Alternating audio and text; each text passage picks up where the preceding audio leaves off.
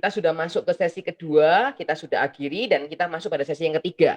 Sesi yang ketiga ini untuk melengkapi dan membuat kita makin memahami Undang-Undang Omnibus Law Cipta Kerja 2020, maka Bapak Supardi Djoko Susilo sudah bersama dengan kita semua yang akan menjelaskan apa yang sebenarnya terjadi di Undang-Undang Omnibus Law terkait dengan perpajakan. Sekali lagi seperti disampaikan bahwa belum adanya PP, tetapi kita mari belajar terlebih dahulu mempersiapkan diri apa yang dibutuhkan oleh setiap daripada profesional kita. Pak Joko, waktu 1 jam dari Iya, Pak. Terima monggo kasih, Pak Pak. Supardi. Ini suaranya agak serak. Suaranya agak serak, agak sakit ini. Tapi nggak apa-apa, semoga masih tetap bisa berlanjut. Makanya saya hanya bisa mengirimkan dalam bentuk Word, jadi bukan PPT, karena ternyata di Undang-Undang Omnibus Law ini yang terkait dengan perpajakan ada 3 undang-undang dikepras di dalam 1 undang-undang. Jadi ada Undang-Undang KUP, ada Undang-Undang PPH, ada Undang-Undang PPN, dikepras di Undang-Undang Omnibus Law atau Cipta Kerja. Sebelumnya, Assalamualaikum warahmatullahi wabarakatuh. Salam sejahtera bagi kita semua ya. Prof. Sugeng, Prof. Basuki, terima kasih atas waktu yang diberikan ke saya, termasuk Pak Budi Jeptono yang terdahulu, Prof. Sugeng yang kedua, saya adalah yang terakhir ya. Karena yang terakhir ini ternyata yaitu tadi 3 undang-undang dikepras jadi dirubah dalam 1 undang-undang, mulai dari pasal 111, 12, 13 kalau nggak salah. Seperti yang diutarakan Pak Budi Jeptono sama Prof. Sugeng tadi, kalau pajak itu selama ini tidak akan mengenal yang namanya cadangan. Jadi di akuntansi ngitungnya kasarannya kalau orang Jawa itu ngadi, di pajak sudah nggak ada artinya. Karena apa? Akhirnya di pajak itu yang sudah dibayar itulah yang diakui. Jadi selama belum dibayar ya sudah biarin aja kan gitu loh. Makanya kalau kita lihat di Undang-Undang Perpajakan, walaupun banyak yang protes supaya seperti PSHK 46 itu bisa berlaku di Undang-Undang Perpajakan, tapi ternyata sampai sekarang juga enggak. PSHK 24 supaya berlaku di Undang-Undang Perpajakan sampai sekarang juga enggak, karena perpajakan tidak mengenal cadangan. Jadi kalau menurut akuntansinya Eropa, kewajaran. Kalau pajak nggak mengenal kewajaran. Wajar kalau itu menguntungkan pajak, wajar harus. Tapi kalau merugikan pajak, wajar nggak boleh. Jadi kalau pajak itu kalau wajar, tapi menguntungkan pajak, itu harus. Contohnya jual beli dalam lingkungan keluarga, saham dalam lingkungan keluarga, itu harus wajar. Kalau nggak wajar, nggak boleh. Tapi kalau terkait itu kan ada kaitannya dengan pembayaran pajak. Tapi kalau nggak ada kaitannya dengan pembayaran pajak, terkait dengan kerugian, pasti tidak akan wajar. Nggak mau kalau wajar. Kita terkait dengan Undang-Undang Cipta Kerja ini, ada 3 undang-undang yang banyak perubahan-perubahan, terutama di KUP, lalu PPH, PPN. PPN itu ada 1 pasal yang kemungkinan nanti negara itu akan banyak membayar restitusi terkait dengan PPN. Karena apa? Di dalam Undang-Undang PPN sendiri, di pasal 4A, di sana disebutkan bahwa batu bara itu hasil tambang, yang pertama lah ya, hasil tambang yang dikecualikan dari pengenaan PPN. Nggak tahu kenapa di Undang-Undang Cipta Kerja ini apakah ada pendekatan dari para pengusaha tambang kepada para anggota DPR, sehingga batu bara itu dimasukkan ke barang hasil yang terutang PPN. Karena kalau batu bara menjadi hasil yang terutang PPN, coba nanti pasti negara akan memberi restitusi yang begitu besar. Karena apa? batu bara itu kebanyakan diekspor. Batu bara banyak diekspor, jarang batu bara itu dijual lokal. Dulu sudah kaitannya dengan hasil pertanian. Hasil pertanian dulunya dibebaskan, akhirnya dikenakan. Itu tujuannya apa? Karena apa? Kelapa sawit itu hasilnya CPO, CPO diekspor. Nah kalau diekspor itu kan PPN-nya nol. Padahal dia dari mulai tanam sampai dengan menghasilkan, sampai diolah CPO, PPN-nya itu udah besar. Nah, akhirnya kan semua PPN-nya dari situ semua. Kalau dulu, CPO itu PPN-nya yang bisa direstitusi hanya PPN setelah kelapa sawitnya masuk ke pabrik. Sebelum masuk ke pabrik, PPN-nya menjadi biaya. Tapi sekarang bisa diminta. Makanya nggak tahu ini apakah Undang-Undang Cipta Kerja ini ada pendekatan khusus terkait dengan batu bara, yang nggak tahu gitu ya. Sekarang kita mulai dengan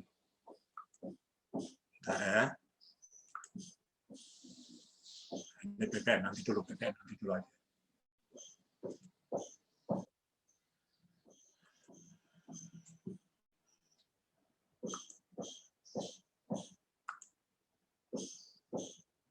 Pajak penghasilan belum.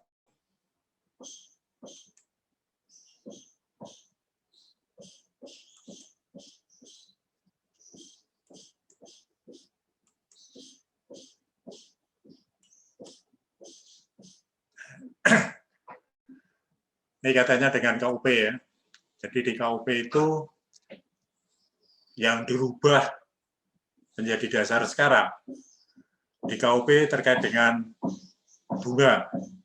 Kalau dulu bunganya adalah 2%, kalau sekarang dihitung dari tarif bunga berjalan berdasarkan ketetapan Menteri Keuangan ditambah 5 dibagi 12. Sehingga nanti denda bunga itu bisa tidak sama setiap bulannya.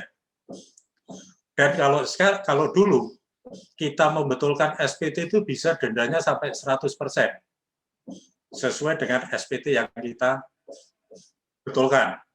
Tapi kalau sekarang kita denda SPT itu cuma 24% aja. 24 bulan, bukan 24% ya.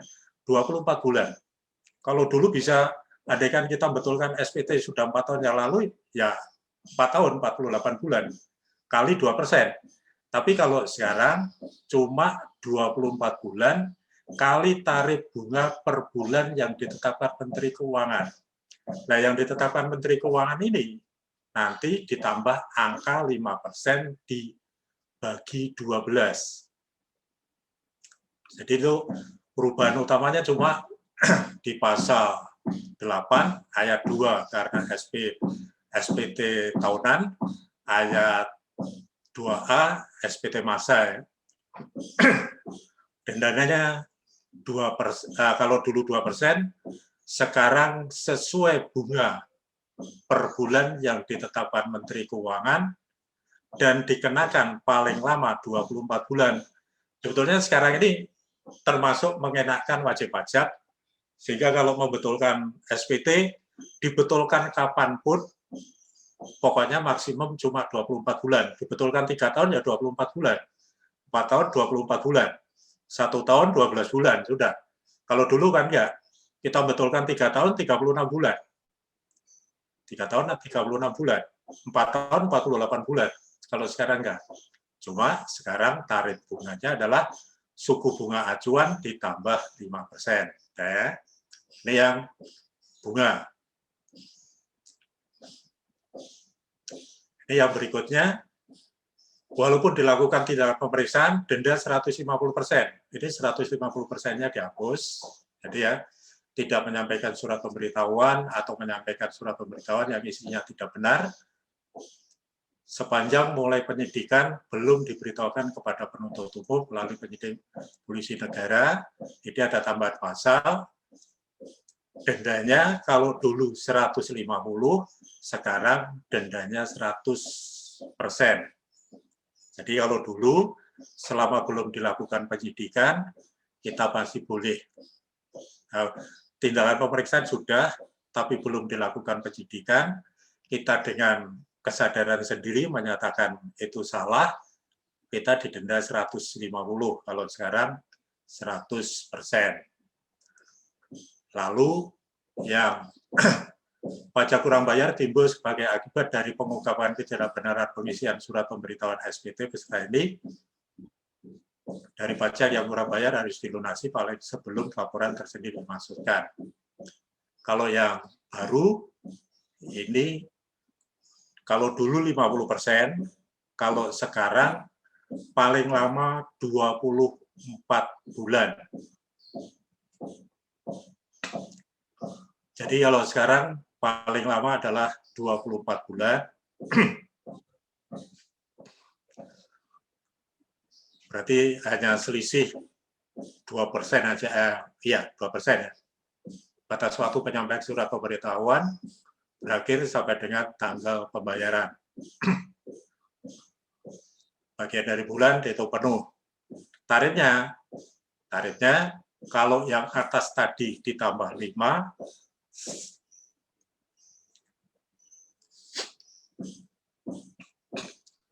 kalau atas tadi ditambah 5, kalau bawah ini ditambah 10% dibagi 12.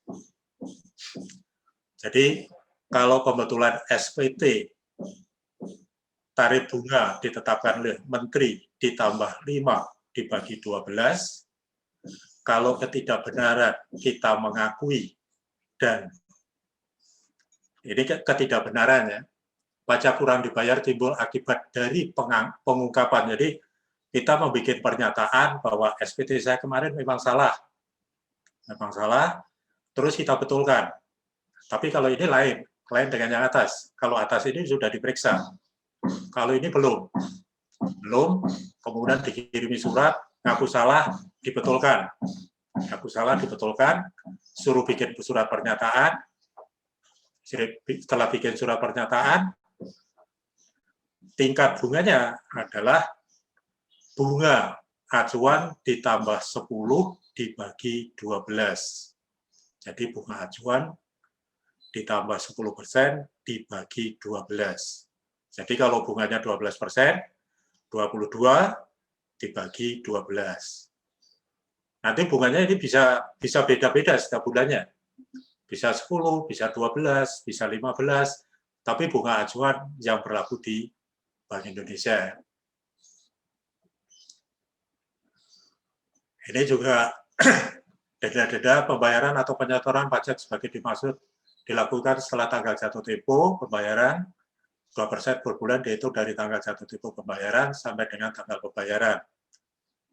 Kalau dulu hitungannya adalah tanggal jatuh tempo sampai dengan tanggal pembayaran. Tanggal jatuh tempo sampai dengan tanggal pembayaran. Jadi ada SPT ya. Kalau ini semuanya maksimum 24 bulan. Jadi maksimum 24 bulan. Kalau dulu bulannya tidak ditentukan, bisa 36, bisa 48, bisa 40. Gitu. Kalau sekarang maksimum 24. Sama ya, ini juga atas pembayaran penyetoran pajak sebagai dimaksud pada ayat 2 dilakukan setelah tanggal jatuh tempo. Ini juga semuanya hampir 24 bulan. Jadi denda sekarang lain dengan denda dulu kalau atas kesadaran sendiri. Makanya dulu banyak orang lebih baik kalau sudah lebih dari 2 tahun diperiksa aja. Walaupun saya sudah tahu salah saya adalah di sini. Kalau saya betulkan, saya dendanya bisa 48 bulan. Tapi kalau saya ketahuan karena diperiksa, denda saya cuma 24 bulan. Makanya dulu kalau orang umpamanya wajib pajak itu tahu, sebetulnya saya salah. Saya kurang bayar pajak 1 miliar umpamanya. Nah kalau 1 miliar itu saya ditambah denda 48 bulan, kan hampir 1 miliar juga. Padahal kalau saya salah ketahuan 1 miliar, denda saya paling banyak kan cuma 500 juta. Itu pun kalau keperiksa, kalau nggak keperiksa malah aman. Tapi kalau saya mengungkapkan kesalahan saya, dendanya 1 miliar, karena sudah 4 tahun lebih. Makanya Sekarang bunganya diturunkan, denda jangka waktunya juga diturunkan. Ini untuk meningkatkan kesadaran wajib pajak untuk membetulkan SPT tidak perlu melakukan pemeriksaan. Kalau yang atas tadi tambahan 10, kalau ini terlambat nyetor, dendanya adalah bunga acuan ditambah 5% kali 12. Jadi nanti tingkat bunga itu, pemeriksaan itu bisa beda-beda nanti. Makanya ini juga menambah pekerjaan bagi auditor pajak untuk mencari tingkat bunga berlaku pada saat dilakukan pemeriksaan untuk tahun pajak berapa. Nah, ini semuanya seperti Pak Budi katakan tadi, bahwa bisa berjalan kalau ada aturan pelaksanaan dari Menteri Keuangan. Berarti undang-undang ini kalau di bawahnya ada kata-kata atas atau berdasarkan peraturan Menteri Keuangan, berarti kalau belum ada peraturan Menteri Keuangan, sebetulnya undang-undang ini juga nggak bisa berjalan dengan begitu aja. Apalagi nanti kalau di dalam undang-undang ada kata-kata berdasarkan peraturan pemerintah. Berarti kalau belum ada peraturan pemerintah ya nggak jalan. Terus dari peraturan pemerintah berdasarkan peraturan Menteri Keuangan. Kalau belum berada peraturan Menteri Keuangan ya nggak jalan. Nah nanti kalau peraturan Menteri Keuangan ada kata-kata berdasarkan peraturan Dirjen Pajak, berarti nanti kalau belum ada peraturan Dirjen Pajak nggak jalan. Makanya kalau ada undang-undang di bawahnya berdasarkan untuk pelaksanaan berdasarkan atau diatur dengan atau berdasarkan peraturan Menteri Keuangan, berarti selama belum ada ini tidak bisa berjalan. Walaupun undang-undangnya mulai berlaku ya, tapi kalau peraturan menterinya belum jalan ya nggak jalan. Karena di sini semuanya tarif bunga per bulan ditetapkan Menteri Keuangan. Penerbitan surat keputusan pengembalian kelebihan pembayaran pajak diberikan paling lama, ini juga sama ya. Kalau dulu pengembalian, apabila pengembalian kelebihan pembayaran pajak dilakukan setelah jangka waktu 1 bulan, pemerintah memberikan imbalan bunga. Jadi kalau kita itu ajukan permohonan restitusi, ternyata 1 tahun setelah selebihnya. Makanya kalau kita SPT itu lebih bayar, biasanya kantor pajak itu cepat-cepat periksa. Karena apa? Restitusi itu jangka waktunya 1 tahun. Kalau 1 tahun itu ternyata tidak diperiksa, berarti restitusi itu paling lambat 1 bulan berikutnya harus terbit. Harus terbit surat SKPLB-nya. Terlambat, kita dibayar bunganya. Kalau dulu kan gitu. Nah ini juga sama.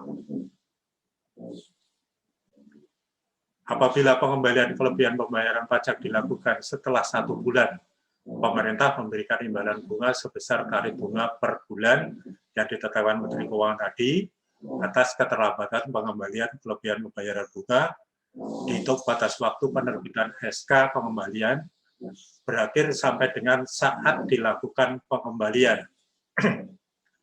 Jadi SK sampai dengan berakhir diberikan bunga paling lama 24 bulan. Ini sama ya. Tarif bunga per bulan ditetapkan oleh Menteri Keuangan sebagai dimaksud pasal.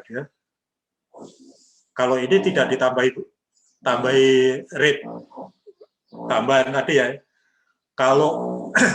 Kalau bayar ke negara ditambah 5 dan 10, tapi kalau membayar ke wajib pajak tidak ditambahi. Cuma suku bunga berlaku dibagi 12.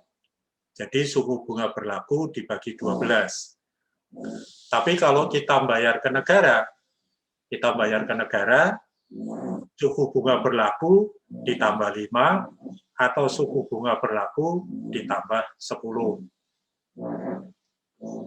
Ini jangka waktu. Dalam jangka waktu 5 tahun setelah terutangnya pajak, berakhirnya masa pajak, bagian tahun pajak, atau tahun pajak, Direktorat Pajak dapat menerbitkan surat ketetapan pajak kurang bayar dalam hal dan seterusnya.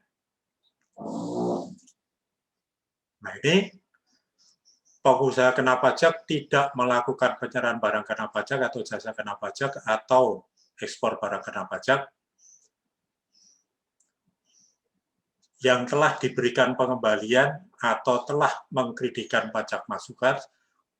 Jadi di sini adalah wajib pajak yang sudah mengkreditkan PPN masukan, tapi ternyata belum melakukan penyerahan.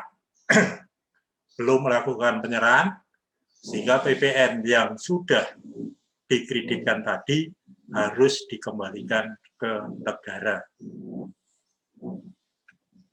Di sini perubahan utamanya,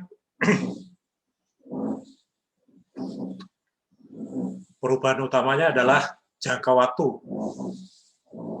24 bulan, ini 2%, 24 bulan.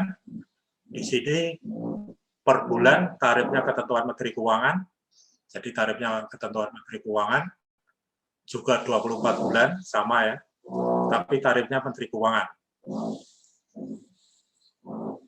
Nah ini, kalau PPN tadi, PPN ini ya, yang ini ya, yang setelah jangka waktu 5 tahun, Direktorat Jenderal Pajak dapat menerbitkan surat ketetapan pajak kurang bayar dalam hal seperti ini semua, ditambah pengusaha kena pajak tidak melakukan penyerahan dan PPN-nya sudah dikreditkan, maksimum 24 bulan. Maksimum 24 bulan, tingkat bunganya ketentuan acuan ditambah 15%. Jadi ditambah 15% ya. Duh, ini suaranya serak ini.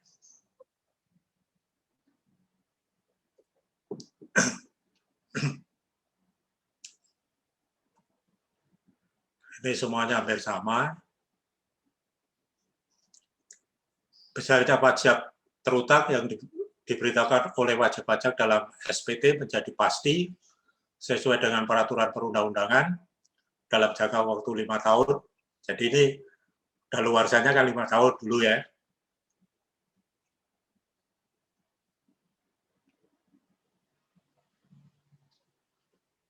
Di sini ditambahi, jadi kalau dulu 5 tahun itu daluarsa, 5 tahun daluarsa ya, sama, jadi sama, cuma di sini ditambahi kecuali wajib pajak melakukan tindak pidana bidang perpajakan dalam masa pajak, bagian pajak, atau tarif pajak yang bersangkutan.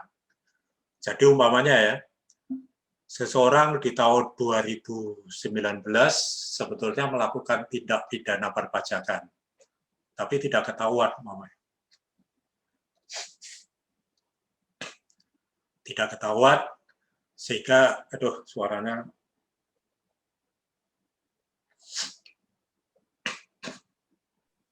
mohon Minum maaf ya. dulu Pak Supardi. Ya, ini suaranya serak-serak ini. Ya, sama dengan Prof. Sugeng Sutedjo tadi. Suaranya serak-serak. Soalnya saya ini kemarin 5 hari itu tiduran aja, Pak. 5 hari tiduran aja. Jadi di sini ya, andaikan kalau dulu 5 tahun daluarsa. Setelah 5 tahun sebetulnya boleh ditetapkan. Besarnya pajak terutang diberitahukan oleh wajib pajak dalam surat pemberitahuan menjadi pasti apabila dalam jangka waktu 5 tahun sebagai dimaksud. Jadi umpamanya saya nulis SPT tapi saya tidak bayar. Jadi di sana pajak terutang saya 1 miliar, saya nggak bayar. Dan kantor pajak lupa nagih. beban nagih, berarti jangka waktu 5 tahun, 1 miliar itu hilang. Tapi kalau sekarang nggak mungkin, ya. Kalau sekarang nggak mungkin. Kalau dulu mungkin. Kalau sekarang nggak mungkin.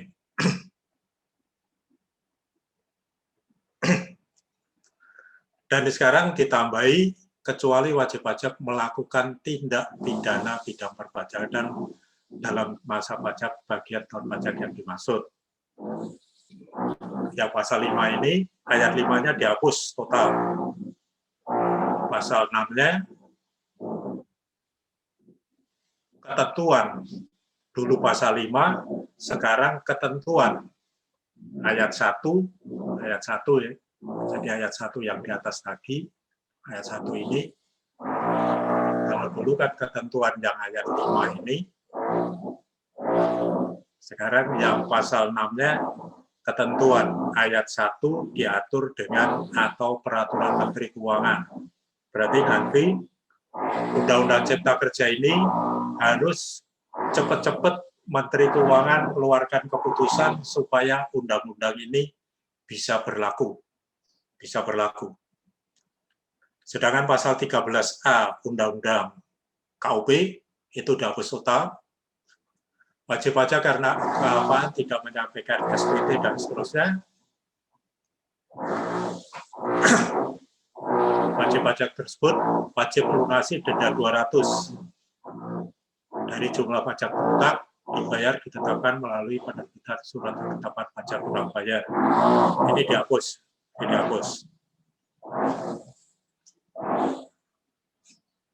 Suaranya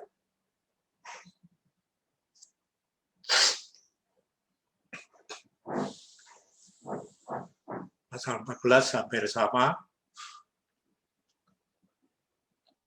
Pasal 14 ayat 1 F dan G dihapus, tapi ditimbulkan pasal ayat H, terdapat imbalan bunga yang seharusnya tidak diberikan kepada wajib pajak dalam hal diterbitkan keputusan yang menunjukkan adanya imbalan bunga yang seharusnya tidak diberikan.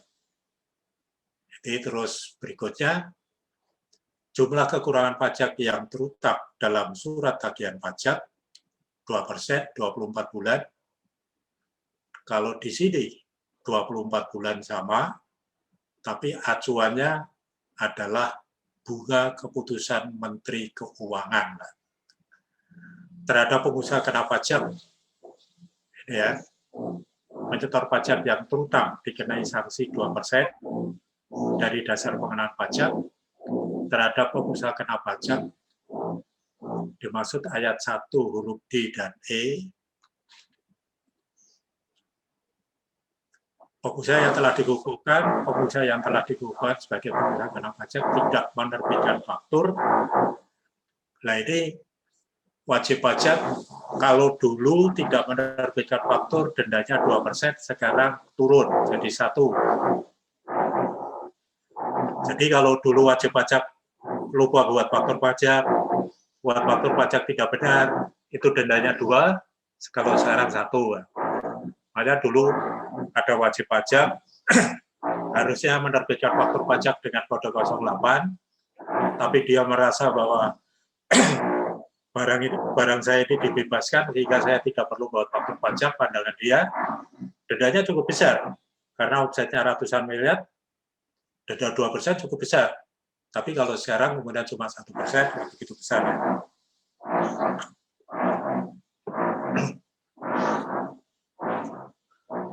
Pasal 5 dihapus, timbul pasal 5A, 5B, 5C.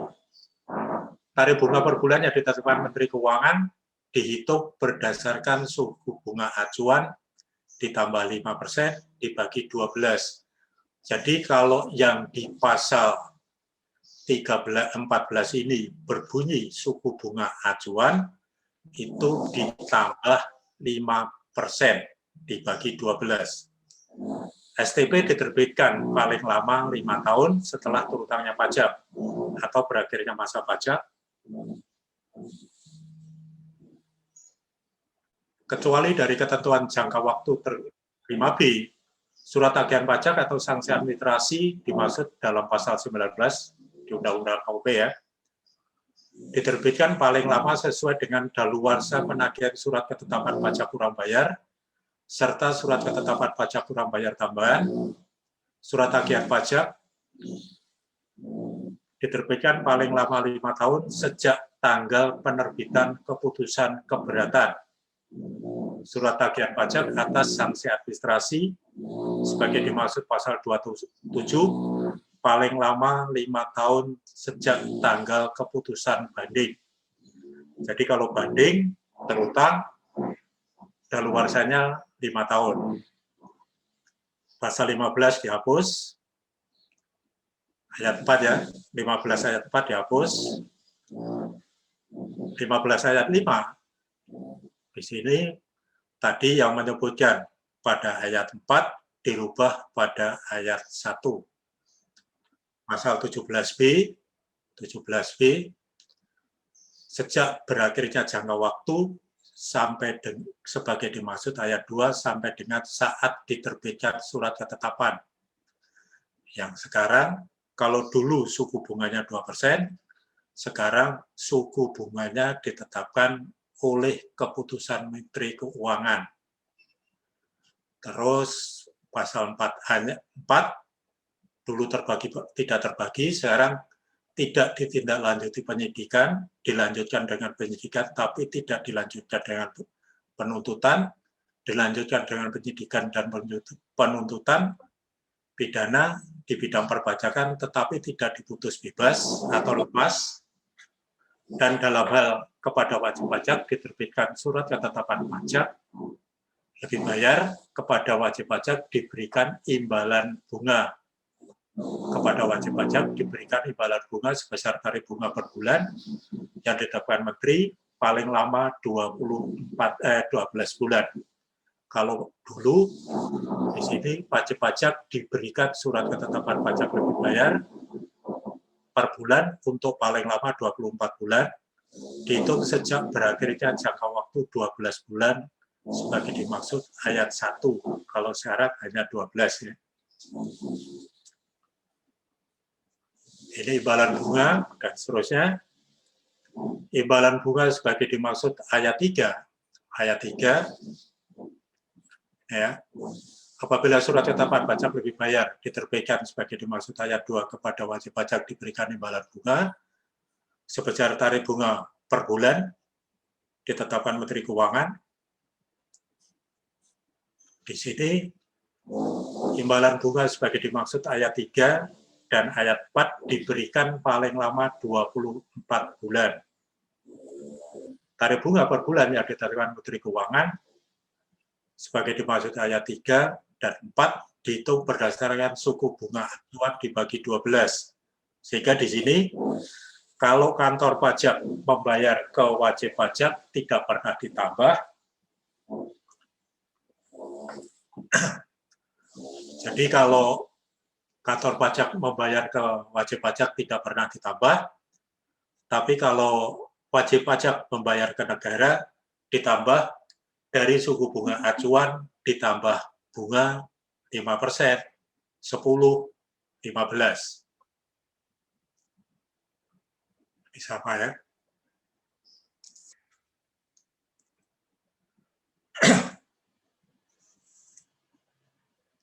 Wah, ini suaranya serak.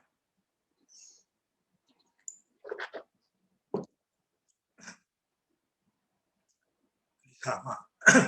Aduh, suaranya ini serak.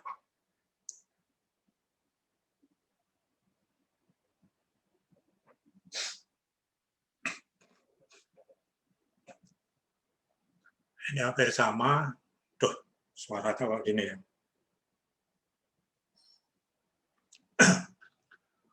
Dalam hal wajib pajak diperbolehkan menunda penyampaian surat pemberitahuan. Ini perpanjangan waktu SPT ya.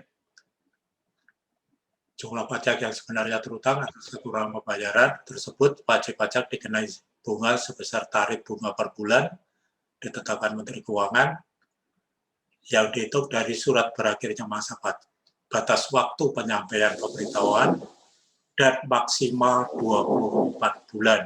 Kalau dulu enggak. Kalau dulu kita membetulkan menyampaikan SPT sementara sampai dengan SPT definitif. Kalau kita nyampaikan SPT definitif 3 tahun, ya nanti dendanya 3 tahun. Tapi kalau sekarang cuma 24 bulan. Tarif bunganya dihitung berdasarkan suku bunga acuan, tidak ditambah ya. Pada tanggal dimulainya perhitungan sanksi dibagi 12, jadi dibagi 12 sampai dengan, tapi maksimalnya 24 bulan. Pasal 27A dihapus, ditimbulkan pasal 27B. Wajib pajak diberikan imbalan bunga dalam hal pengajuan keberatan permohonan banding, permohonan peninjauan kembali yang diberitahukan sebagai seluruhnya sehingga menyebabkan kelebihan pembayaran pajak. Ini imbalan bunga sebagai dimaksud, jadi ini pasal baru. Dulu ada 27A, 27A-nya dihapus, ditimbulkan pasal 27B. 27B itu ada satu ayat 1, ayat 2, ayat 3, ayat 4. Ayat 4 itu terkait jangka waktu. Tarif bunga per bulan ditetapkan oleh Menteri Keuangan dibagi 12 dan diberikan maksimum 24 bulan. Tarif bunga per bulan pada ayat 4 ini tadi ya, yang digunakan sebagai dasar perhitungan imbalan bunga adalah tarif bunga per bulan yang berlaku pada tanggal dimulainya perhitungan. Imbalan bunga sebagai dimaksud ayat 3. Ayat 3 ini sama ya, sejak tanggal pembayaran, sejak tanggal penerbitan, sejak tanggal pembayaran tagihan. Ketentuan lebih lanjut diatur berdasarkan peraturan Menteri. 38 ini hampir hanya pengurangan aja ya. Karena 13A dihapus, 13A dihapus sehingga kata-kata 13A-nya dihilangkan. 44B, penghentian penyidikan tindak pidana perpajakan ya, dilakukan setelah wajib pajak melunasi utang pajak, dendanya 4 kali. Jadi dulu itu kalau disidik, kita melunasi pajaknya, ngakui salah, melunasi pajaknya 4 kali, selesai. Tapi kalau sekarang berkurang malah, 3 kali aja. Tidak seharusnya dikembalikan, ditambah sanksi administrasi berupa denda sebesar 4 kali jumlah pajak yang tidak atau kurang dibayar. Kalau sekarang menjadi 3 kali. Ketentuan lebih lanjut juga diatur oleh Menteri Keuangan.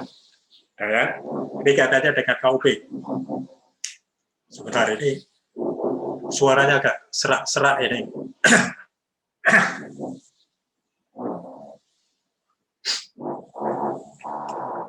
Ini katanya dengan KUP. Lalu karena kalau Pak Budi sama Prof Sugeng tadi katanya berdasarkan 24, itu banyak hitung-hitungannya. Kalau ini kemungkinan nggak banyak hitung-hitungannya, cuma dasar aturan. Bagi Bapak Ibu yang konsultan sudah terbiasa, karena ini hitung-hitungan yang sudah tiap hari jadi pegangannya. Tapi Bapak-Bapak yang atau Ibu-Ibu yang bukan dari konsultan, kemudian perlu tahu perubahan-perubahan yang sekarang. Jadi yang kemarin banyak diprotes-protes itu sebetulnya protesnya, ini ada protesnya Undang-Undang Cipta Kerja dibatalkan. Nah, itu aturannya banyak yang juga menguntungkan wajib pajak. Jadi ini sebetulnya banyak yang menguntungkan wajib pajak. Walaupun tarifnya kemungkinan agak beda, tapi menguntungkan. Sekarang kaitannya dengan PPh.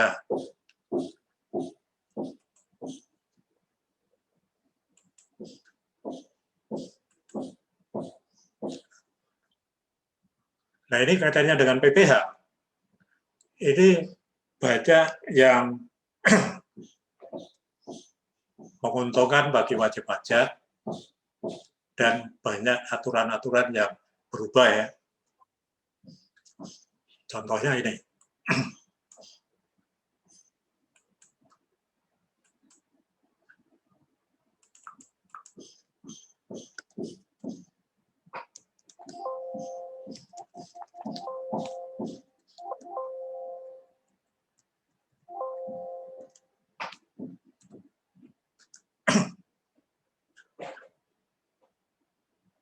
Terkait dengan PPh, yang berubah hanya di pasal 2. Kalau dulu menyebutkan subjek pajak dalam negeri adalah orang pribadi bertempat tinggal di Indonesia, orang pribadi yang berada di Indonesia lebih dari 183 hari dalam jangka waktu 12 bulan, atau orang pribadi yang dalam suatu tahun pajak berada di Indonesia dan punya niat di Indonesia.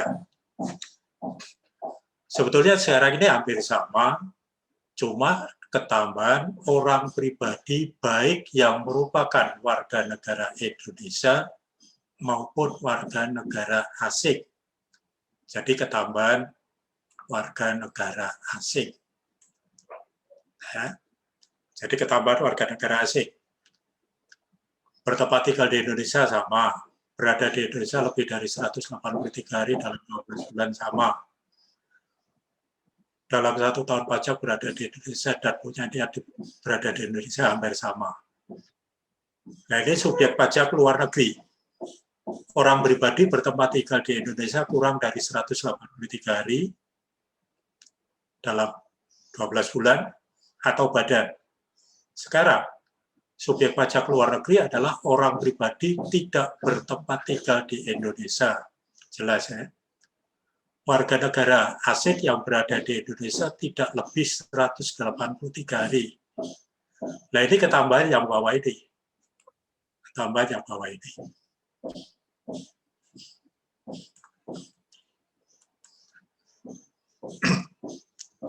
Soalnya sekarang ini kan banyak orang Indonesia bekerja di luar negeri lebih dari 183 hari. Kalau dulu ini sebetulnya aturan ini kalau nggak salah ada di Perdirjen nomor 6 tahun 2009. 2009 atau 2000 berapa ya? Ini ada di peraturan Dirjen Pajak ada ini. Sehingga orang Indonesia yang bekerja di luar negeri itu sebetulnya bukan wajib pajak Indonesia. Sehingga kalau dia punya NPWP di Indonesia, penghasilan di luar negeri itu bisa dikategorikan sebagai penghasilan bukan objek pajak. Selama bisa membuktikan bahwa di sana sudah membayar pajaknya. Jadi warga negara Indonesia berada di luar Indonesia lebih dari 183 hari, serta memenuhi persyaratan tempat tinggal, punya kegiatan utama, tempat perjalanan kebiasaan, status subjek pajak, atau persyaratan tertentu lainnya. Lebih lanjut, ini juga diatur dengan peraturan Menteri Keuangan ya.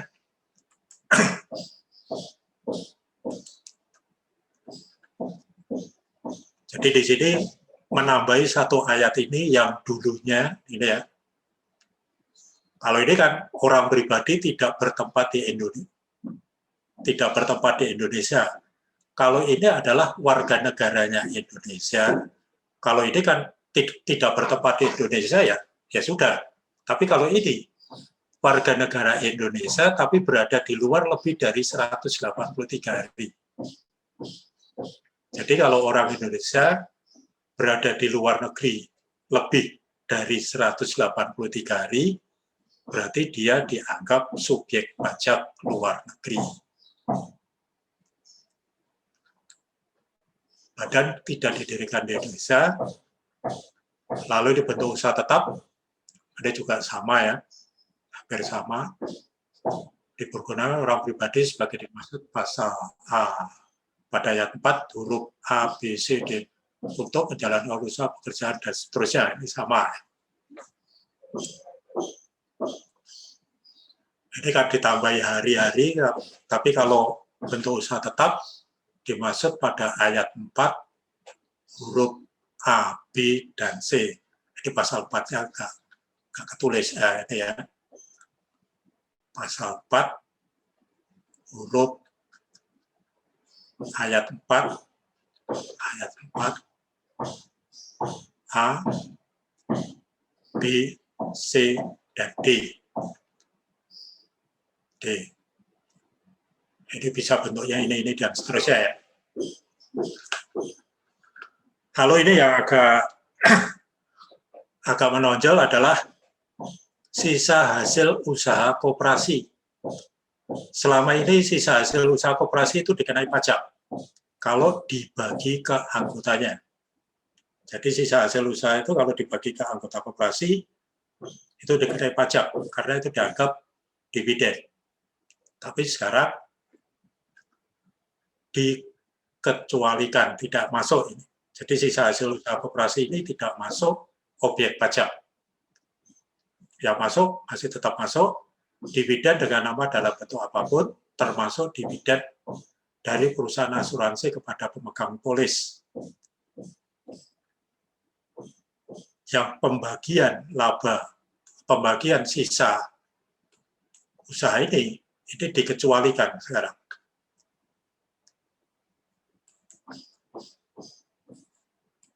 Tapi ini juga pembagian sisa hasil usaha koperasi. Karena sekarang ini kalau koperasi itu kan sebetulnya prinsipnya adalah dari anggota untuk anggota. Tapi sekarang ini banyak koperasi milik pribadi. Tapi saya pernah tanya ke waktu ada acara koperasi kepada orang dinas koperasi, Pak, kalau koperasi itu koperasi saya, boleh nggak Pak itu? Sebetulnya nggak boleh, nggak bisa itu. Tapi ternyata banyak koperasi anggotanya adalah yang mau pinjam uang disodori untuk menjadi anggota. Jadi mau pinjam uang disodori menjadi anggota, terus nanti baru dikasih uang, kasih pinjaman.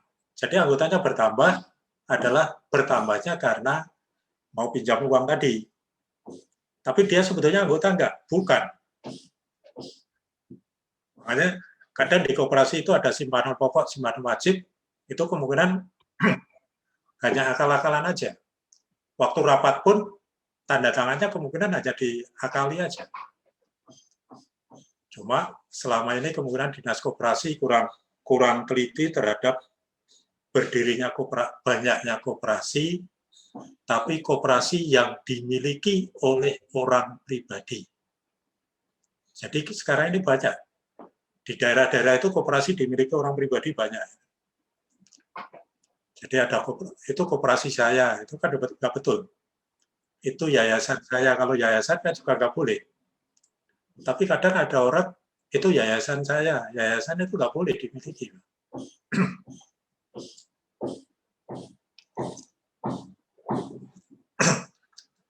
Koperasi milik saya, nggak bisa.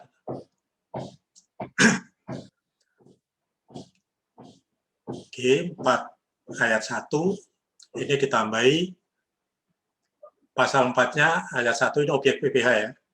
Nah, dikecuali dari ketentuan sebagai dimaksud pada ayat 1 warga negara asing yang telah menjadi subjek pajak dalam negeri dikenai pajak penghasilan hanya penghasilan yang diterima atau diperoleh di Indonesia dengan ketentuan memiliki keahlian tertentu dan berlaku selama 4 tahun pajak selama 4 tahun pajak yang dihitung sejak menjadi subjek pajak dalam negeri.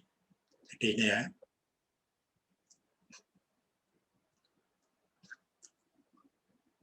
Jadi di pasal 1G ini ya. Ini ketambahan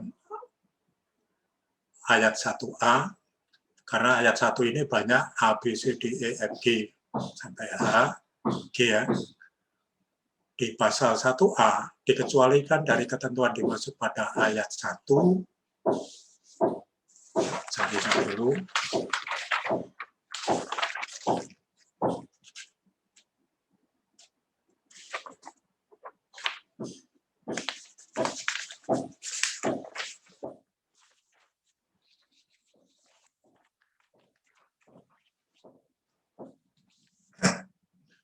Karena di sini yang saya masukkan hanya yang dirubah-rubah, kalau yang sama nggak saya masukkan ya.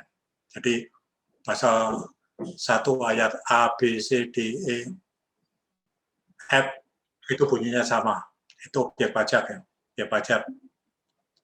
Objek pajak. Jadi pasal 4 ini objek pajak semua.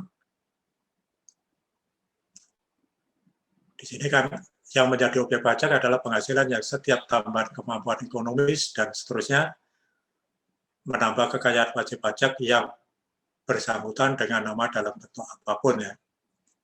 Sampai ayat G yang dirubah adalah pembagian sisa laba usaha koperasi. Sisa laba koperasi ini sudah tidak dikenakan sekarang.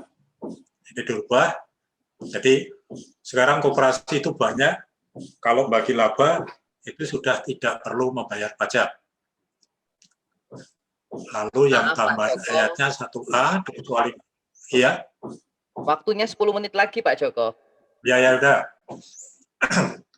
Nah, lanjut aja ya. Dikecualikan dari objek pajak. Nah ini kalau dulu yang dikecualikan dari objek pajak pembayaran dari perusahaan asuransi kepada pribadi sehubungan dengan asuransi kesehatan, kecelakaan kerja, asuransi jiwa. Kalau sekarang pembayaran dari perusahaan asuransi karena kecelakaan, sakit, karena meninggal, atau tertanggung dan pembayaran asuransi beasiswa. Dividen, nah ini yang agak beda, dividen itu juga dikecualikan dari pembayaran kalau ditanam kembali di dalam negeri. Jadi ditanam kembali ya. Ini kita lompat aja, nanti bisa dibaca. Jadi ditanam kembali ke Indonesia.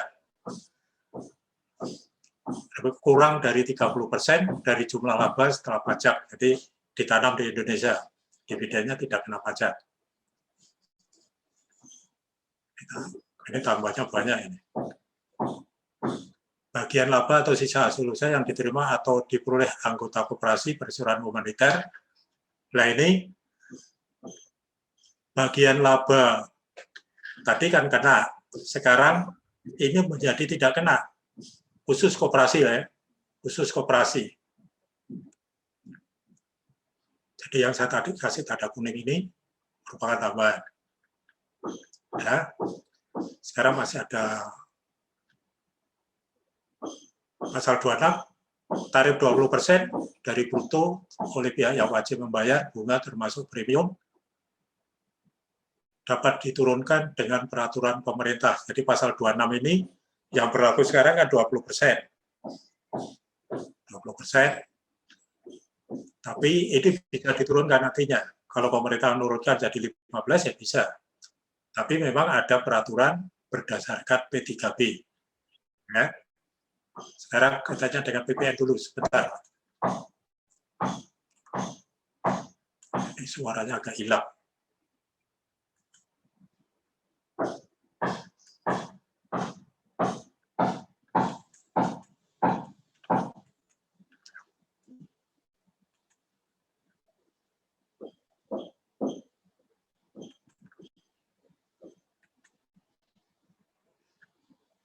Nah ini katanya dengan PPN, nggak begitu banyak perubahannya ya. Yang berubah utama adalah yang saya ceritakan pertama tadi. Kalau dulu barang konsinyasi itu terutang PPN, sekarang enggak. Sekarang yang ada tambahan, kalau wajib pajak nyetorkan hartanya sebagai pengganti saham, dulu terutang PPN, kalau sekarang sama-sama pengusaha kena pajak, tidak terutang PPN. Jadi kalau dulu pengalihan harta kena pajak dalam rangka penggabungan, peliburan, pemekaran, pekerjaan, dan pengambil alihan dengan syarat pihak yang melakukan pengalihan dan yang menerima pengalihan merupakan pengusaha kena pajak. Itu tidak terutang ya. Tapi kalau sekarang ketambahan serta pengalihan barang kena pajak untuk tujuan setoran modal pengganti saham, itu juga tidak. Lalu ini yang tadi saya ceritakan, pengusaha batu bara, sekarang ini batu bara menjadi terutang PPN. Walaupun ini dulu waktu masih di PP, itu pernah diprotes dan menang, tapi Dirjen Pajak waktu itu masih punya kuasa, akhirnya batu bara tetap tidak dianggap barang kena pajak. Karena dulu kemudian Dirjen Pajaknya berpikir kalau sampai batu bara itu dianggap barang kena pajak, negara akan memberi restitusi besar-besaran. Tapi nggak tahu sekarang ini kok batu bara tetap dianggap barang kena pajak, atau karena mengikuti hasil pertanian. Ini hanya tambahan kaitannya kalau dulu Pak bagi pengusaha kena pajak yang belum produksi, di sini bagi pengusaha pajak yang belum melakukan penyerahan barang kena pajak, jasa kena pajak, ekspor barang kena pajak, ekspor jasa kena pajak, dan seterusnya, dikreditkan sepanjang memenuhi syarat. Jadi PM-nya boleh dikreditkan. 6B dihapus, ditambahin 6C, jadi ada tambahan jangka waktu sebagai dimaksud ayat 6A bagi sektor usaha tertentu ditetapkan lebih dari 3 tahun. Jadi kalau dulu kan jangka waktunya hanya 3 tahun. Hanya 3 tahun. Tapi kalau sekarang pemerintah bisa menetapkan lebih dari 3 tahun.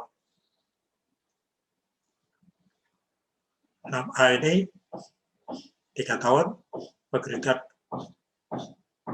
jangka waktu 3 tahun sejak masa pajak pekerjaan pertama kali dimasukkan, dan seterusnya ya.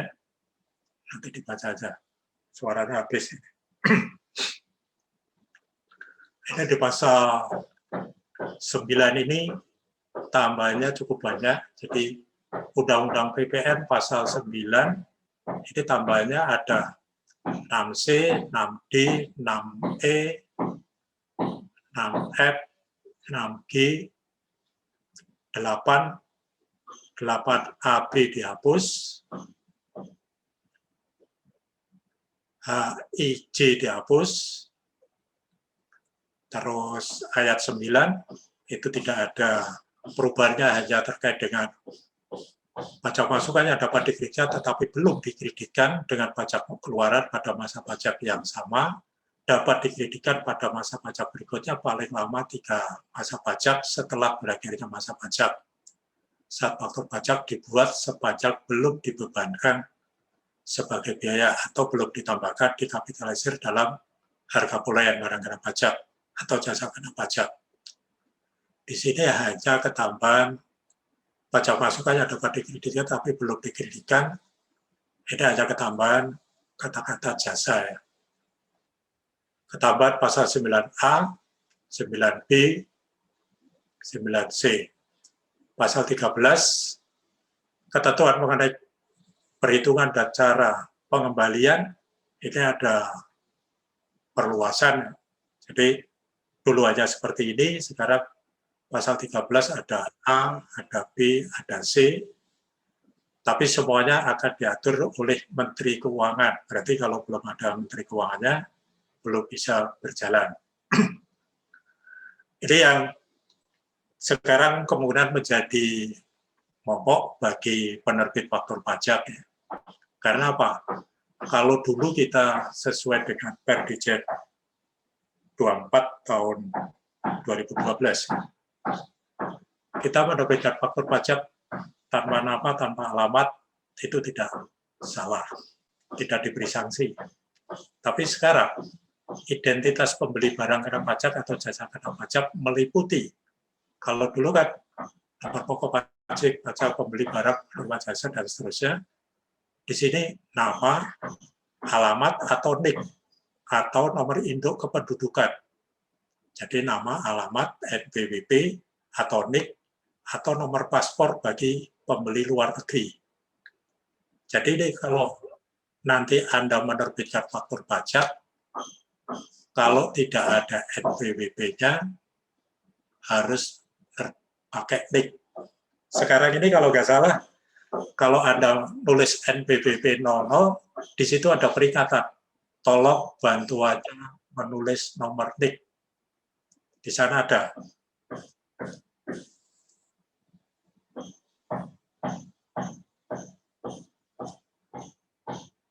Kalau pedagang eceran dapat membuat faktur pajak tanpa menyantumkan keterangan mengenai identitas pembeli serta, nah ini yang bisa menulis tanpa nama pembeli hanya pedagang eceran. Hanya pedagang eceran ya. Saya rasa sudah cukup ini katanya dengan PPN, karena PPN itu sebetulnya banyak tambahan-tambahannya.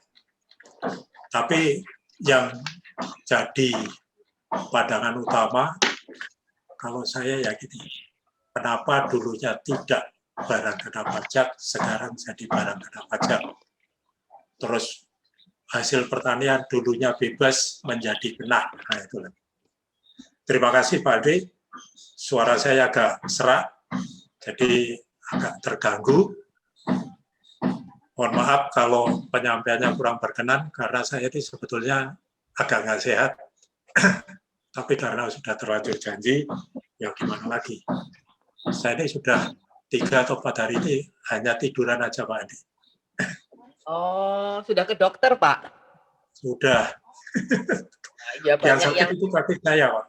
Yang sakit kaki saya, agak kaki sebelah kiri ini agak sakit, ya tahu kenapa. Oke. Tapi kemarin-kemarin badan yang agak meriang. Nah sekarang ini suaranya yang serak. Ya mungkin Karena disuruh faktor istirahat, usia. karena kan juga masa pancaroba ya. Nah ya, karena faktor Ya. usia. Apa-apa. Terima kasih Pak Ade. Kami berterima kasih Pak Supardi untuk membantu kami memahami dengan baik dan detail sekali, dan itu sudah ada banyak permintaan apakah wordnya boleh di-share dan sebagainya, nanti tinggal pihak manajemen kita saja membantu. Ya itu sangat baik sekali karena langsung to the point gitu. Oke Bapak Ibu, terima kasih kepada 3 pemateri. Kita akan bersama-sama mendiskusikan bersama-sama seperti yang kita ketahui bahwa belum ada turunan keputusan ataupun turunan peraturan dari Menteri Keuangan dan sebagainya, sehingga semuanya kita sedang belajar terkait dengan Omnibus Law Cipta Kerja. Maka daripada itu, sesi yang pertama saya berikan kepada 3 penanya untuk terlebih dahulu secara langsung mengutarakan pertanyaannya. Nah, bagi peserta yang ada di Zoom, silakan melakukan raise hand atau angkat tangan yang ada di tandanya di masing-masing Zoom. Nah, dari situ nanti saya akan meminta Bapak Ibu untuk unmute dan Bapak Ibu bisa menanyakan. Bagi teman-teman yang sudah memberikan pertanyaan di grup chat, tunggu, sabar dulu. Nanti saya akan sampaikan kepada pemateri ya. Saya berikan terlebih dahulu kepada yang ingin langsung bertanya. Adakah yang ingin langsung bertanya Bapak Ibu? Mungkin Mas Karisma atau Mbak Amel bisa membantu saya siapa yang angkat tangan terlebih dahulu begitu ya. Rasanya kok tidak ada? Ya. Semuanya Ya betul. nggak ada ya? Jika Belum tidak ada, ada, Bapak. saya akan bacakan, saya akan berikan ini pertanyaan. Ini ada pertanyaan pertama dari Ibu Vivi Violeta. Halo Ibu, apa kabar? Lama tak bersua begitu ya. Pertanyaan pertama terkait dengan PSAK 24, khususnya terkait dengan pesangon. Jadi mungkin saya sampaikan ke Pak Budi Ciptono ya. Pak Budi Ciptono ada di sana? Oke, monitor. Oke, saya bacakan, nanti Pak Prof. Sugeng Sutejo boleh menambahkan jika ada tambahan ya. Pertanyaannya begini Pak, apakah pesangon boleh diganti dengan bentuk asuransi jiwa dan yang berkombinasi dengan unit link? Jadi pertanyaannya adalah apakah pesangon boleh diganti dengan bentuk asuransi jiwa yang berkombinasi dengan unit link, artinya asuransi jiwa plus unit link gitu ya, sehingga saat pegawai resign tidak ada lagi tanggung jawab pesangon dalam bentuk uang tunai. Monggo Pak, ini harusnya gampang dijawabnya. Monggo kami persilakan Pak Budi Ciptono. Terima kasih ya. Ini kalau bilang masalah Japen ya mungkin kebanyakan ada di DPLK ya. Cuma kalau bicara masalah ini sebenarnya kurang detail ya Mas ya. Karena di dalam aturan sendiri perbedaan yang cukup mendasar di Undang-Undang 13 dengan 11 ini dihilangkannya pasal 167. Ya, 167 itu mengenai apa? Nah, di sana diatur bahwa antara pesangon dengan Japen, jaminan pos pensiun, itu hal yang saling menunjang ya. Ya kita terangkan dulu ya, artinya nanti biar tidak apa jenis asumsinya biar tidak kemana-mana. Jadi dengan adanya peraturan yang istilahnya berubah ya sesuai dengan di Undang-Undang 13 dibandingkan dengan 11. Ini yang krusial di pasal 6167-nya dihapus ya.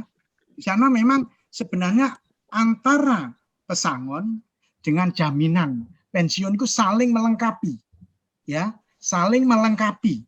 Misalnya ada jaminan pensiun misalnya lewat DPLK yang sudah diinvestasikan ya oleh pihak entitas. Nah nanti terus kaitannya dengan hitungannya misalnya di bawah itu pasal 2-nya ya, di bawah pensiun entitas wajib membayar ya, wajib membayar. Tapi di Undang-Undang pasal 11 ini pesangon dengan jaminan istilahnya pensiun itu berbeda. Jadi pesangon tetap berlaku di istilahnya pasal 156 ayat 2, sedangkan di jaminan pensiunku pasal 18.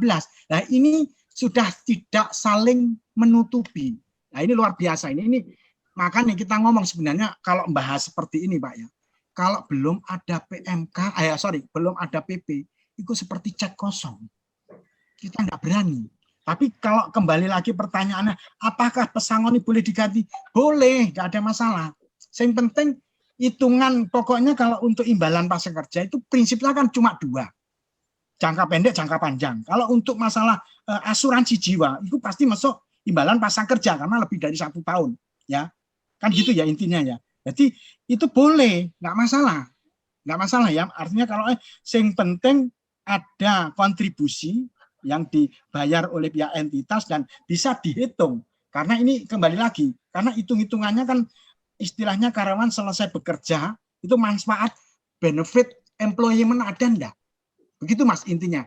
Nggak ada masalah, bisa. Cuma yang pasti hati-hati ya, karena di PP-nya belum diatur, ya sehingga kita itu nggak bisa menjelaskan lebih detail, karena ini apakah perbedaan karena adanya penghapusan 167 dengan adanya istilahnya penambahan, walaupun di sini ada penambahan ya istilahnya di dalam Undang-Undang nomor 11 ini kan yang lebih ada penambahan sini kan masalah apa? Jaminan kehilangan pekerjaan itu ada uang kompensasi. Jadi untuk pekerja yang bukan tetap kontrak sekarang ini juga dapat uang kompensasi, artinya nanti bisa dihitung masalah apa pasca kerjanya selama dia misalnya kontraknya lebih dari 1 tahun. Intinya bisa ya Mas ya. Oke, terima kasih. Saya nambahi Pak Andi bisa? Ya silakan Prof. Ya, sepertinya yang diterangkan oleh Pak Budi itu sudah sangat rinci ya. Tapi garis besarnya begini, Bu Vivi tadi ya. Pada dasarnya yang namanya tunjangan pensiun itu bisa dilakukan oleh dana pensiun atau DAPEN, di mana kalau BUMN biasanya mendirikan DAPEN. Nah di sini ada iuran dana pensiun yang diserahkan pada dana pensiun, baik itu yang dari karyawan maupun dari pendiri dalam halnya adalah BUMN-nya. Nah kemudian nanti semua dana itu dikelola oleh dana pensiun, sehingga pensiunan nanti akan mendapatkan haknya atas pensiunannya tadi dan plus investasi yang dilakukan oleh dana pensiun. Jadi ada hasil investasi dana yang terkumpul di dana pensiun seperti itu. Kemudian dari hubungan dengan pertanyaannya, apakah boleh asuransi? Ya, di situ adalah santunan dana pensiun diserahkan kepada dana pensiun lembaga keuangan.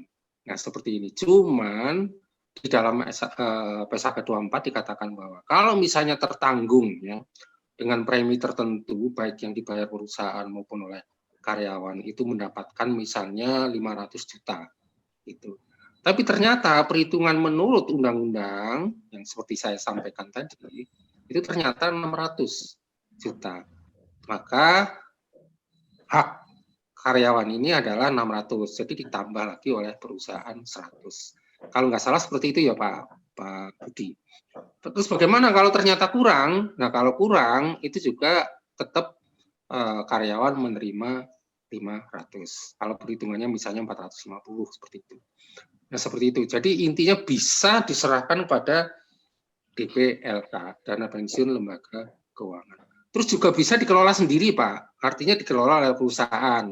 Nah, kalau dikelola oleh perusahaan, maka nanti juga seperti dikatakan bahwa sebenarnya Undang-Undang nomor 11 maupun nomor 13 itu tidak mewajibkan perusahaan itu untuk menyisihkan dana. Yang penting pada saat pensiun dia dapat santunan, begitu aja. Nah, cuma masalahnya kan akuntansinya gimana. Nah, tadi sudah saya sampaikan. Seperti itu Pak Andi, saya masih. Ya, mungkin menajamkan saja Pak Budi sama Pak Sugeng. Dalam hal ini yang disampaikan adalah pesangon. Pertanyaannya adalah apakah pesangon itu bisa dianggap sebagai pensiun, Pak? Karena kan biasanya uang pesangon bisa diberikan jikalau itu terjadi PHK atau apapun. Nah, mungkin bisa dibantu di sana. Terus kemudian kalau tadi disampaikan oleh Pak Sugeng Sutedjo terkait dengan benefit plan, itu kan kita memahami bahwa pensiun itu ada dua bagian. Ada benefit plan dan juga ada defined contribution plan. Nah, yang tadi disampaikan oleh Prof. Sugeng Sutedjo, jikalau ada pengakuannya kurang 1 juta, maka ditambahkan, apakah itu bukan bagian daripada defined benefit plan, Pak? Sedangkan saat ini cenderungnya pengusaha itu melakukannya bukan defined benefit plan, tetapi defined contribution plan. Setidaknya sudah ada komitmen secara kontribusi. Jadi nggak ada lagi tambahan terkait dengan akhir saat dia kekurangan atau tidak. Mungkin bisa dibantu dijawab, Pak, untuk mempertajam. Makasih. Oke, saya tambahkan sedikit, Mas. Ya. Enggak, Pak Budi. Gini, ini dampaknya ya pasal 167 dihapus itu luar biasa. Artinya sekarang kalau di pasal 2-nya itu memang kalau ternyata di dapennya itu ya di dapennya nanti pada waktu dia dihitung pada saat dia terima itu di bawah undang-undang. Loh, itu kan luar biasa ya. Itu perusahaan harus menanggung. Tapi dengan dihapusnya sekarang gimana? Kita nggak bisa jawab karena apa? Iya, betul. Bingung. Jadi kalau cek kosong kita nggak boleh karena 167 pasalnya dihapus, Mas. Itu luar biasa, Mas Andi. Jadi kalau kita ngomong seperti penjelasan asumsi kan undang-undang pasal undang-undang 13 itu kalau 167 nggak boleh bilang gitu. Dan karena dihapus karena hal yang berbeda. Coba kita compare ya, antara undang-undang 13 dengan 11. Itu di sana ada pesangon sendiri, ada jaminan pensiun sendiri, itu tidak saling menutup. Nah, makanya bagaimana ini? Ini overlap ini luar biasa. Ini dampaknya, makanya mungkin nanti PMK ini pasti PP-nya mesti menjelaskan lebih detail. Apakah ya mungkin nanti seperti BPJS Kesehatan, apakah ini setiap karyawan itu diwajibkan? Saya kira pasti diwajibkan untuk bayar BPJS Ketenagakerjaan, khususnya untuk pensiun. Itu Mas Andi. Itu ya, karena ini perbandingan omnibus law ya, nggak boleh keluar dari sana karena undang-undangnya sudah terbit, tinggal nunggu PP-nya bagaimana. Itu aja Mas Andi. Harusnya nanti kalau sudah ada PP, IAI buat lagi tuh Pak ya, untuk melihat kembali. Harus wajib karena detail di sana.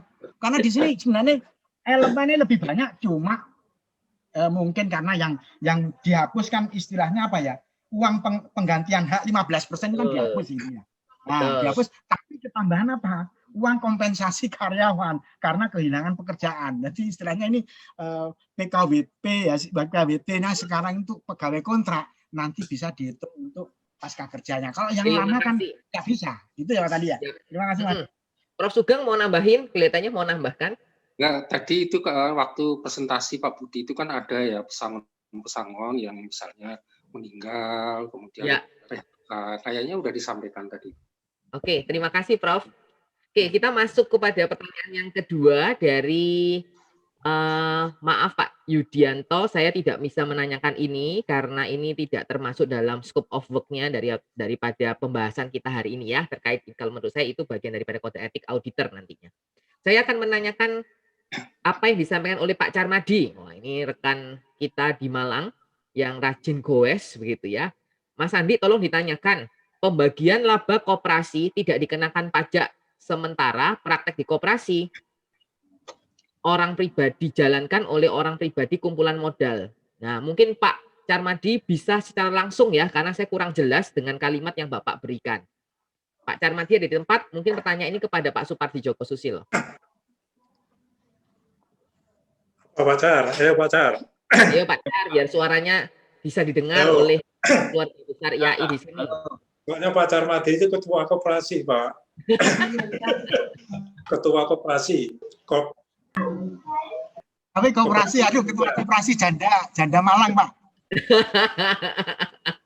Lain Ya, Pak Budi. Ya, Koperasi terima kasih Pak. Beda. Koperasi Malang Ya. itu beda. Oke. Ayo Pak Car, monggo disampaikan. Pak. Koperasi Malang itu beda, Pak. Ya. Kalau koperasi sini itu, tapi kalau koperasi Pak. Malang beda lagi. Nah, gini Pak Joko. Nah, Ya. Pak Joko, ini yang pas kebetulan ini yang ada di benderanya badan usahanya koperasi, Pak. Tapi prakteknya adalah kumpulan modal. Nah, sebetulnya kalau kita mau bicara bahasa Pak SHU-nya, entah yang sekarang dengan adanya Cipta Kerja, apakah tidak dikenakan pajak atau tidak, sebetulnya ini adalah satu kerugian. Karena apa Pak? Ini banyak lepasnya Pak. Karena kalau kita bicara pembagian, kita bicara di dividen. Kalau udah dijaring gitu, ini ya mengamati ya kita jebol Pak. Jadi penerimaan buat kita, apalagi yang kemarin kita bicara baru sounding sama Kanwil Jateng 3, ya kan kemarin ada izin Pak sabar, jadi kita sadar bayar pajak kan itu Pak ya. Nah paling tidak ini adalah satu pemikiran kita bahwa boleh kita berorganisasi untuk kepentingan anggota, tapi di dalam praktek yang sehari-hari adalah kumpulan modal. Nah bahasa intinya kalau kita bicara modal, bahkan berarti kita bicara masalah kita mengut kredit yang cukup besar, biaya bunganya juga cukup lumayan. Nah kalau ini satu koperasi satu lah. Kalau di Malang ini kan ribuan koperasi tuh Pak. Kira-kira prakteknya tuh rata-rata kayak begitu. Sehingga kalau kita bicara soal loss itu ini kita terus terang sangat loss. Mungkin kalau Cipta Kerja mungkin belum ada masukan. Sehingga kalau seandainya koperasi dibebaskan itu mungkin bagi persoalan lembaganya memang oke lah, koperasi adalah kumpulan dari semua anggota. Pada prakteknya anggota yang pinjam adalah bagian kumpulan dari orang-orang tertentu yang dipinjamkan kepada anggota. Yang kedua, kalau seandainya itu lepas, kalau kita bicara dari sisi dividen Pak, tentunya kalau itu masih tetap dikenakan kan, anggaplah kita bicara dividen pribadi 10%, kan cukup lumayan. Nah, kira-kira begitu. Kemudian ada beberapa poin yang artinya salah praktek kenyataan di lapangan. Ini banyak yang namanya sifatnya koperasi, tapi prakteknya sudah melebihi dari ya seperti PT atau bank, sehingga mereka itu anggota itu terkadang dijaring dulu, baru kita bicara soal ya sudah kalau udah jaring baru kau pinjam lah, begitu Pak. Ini rata-rata begitu Pak. Mohon. Oke, Pak Carmadi. Kira barangkali beda. Soalnya kalau koperasinya Malang lain lagi Pak, beda Pak ya. Oke, Pak Supardi monggo. Terima kasih Pak. Terima kasih Pak.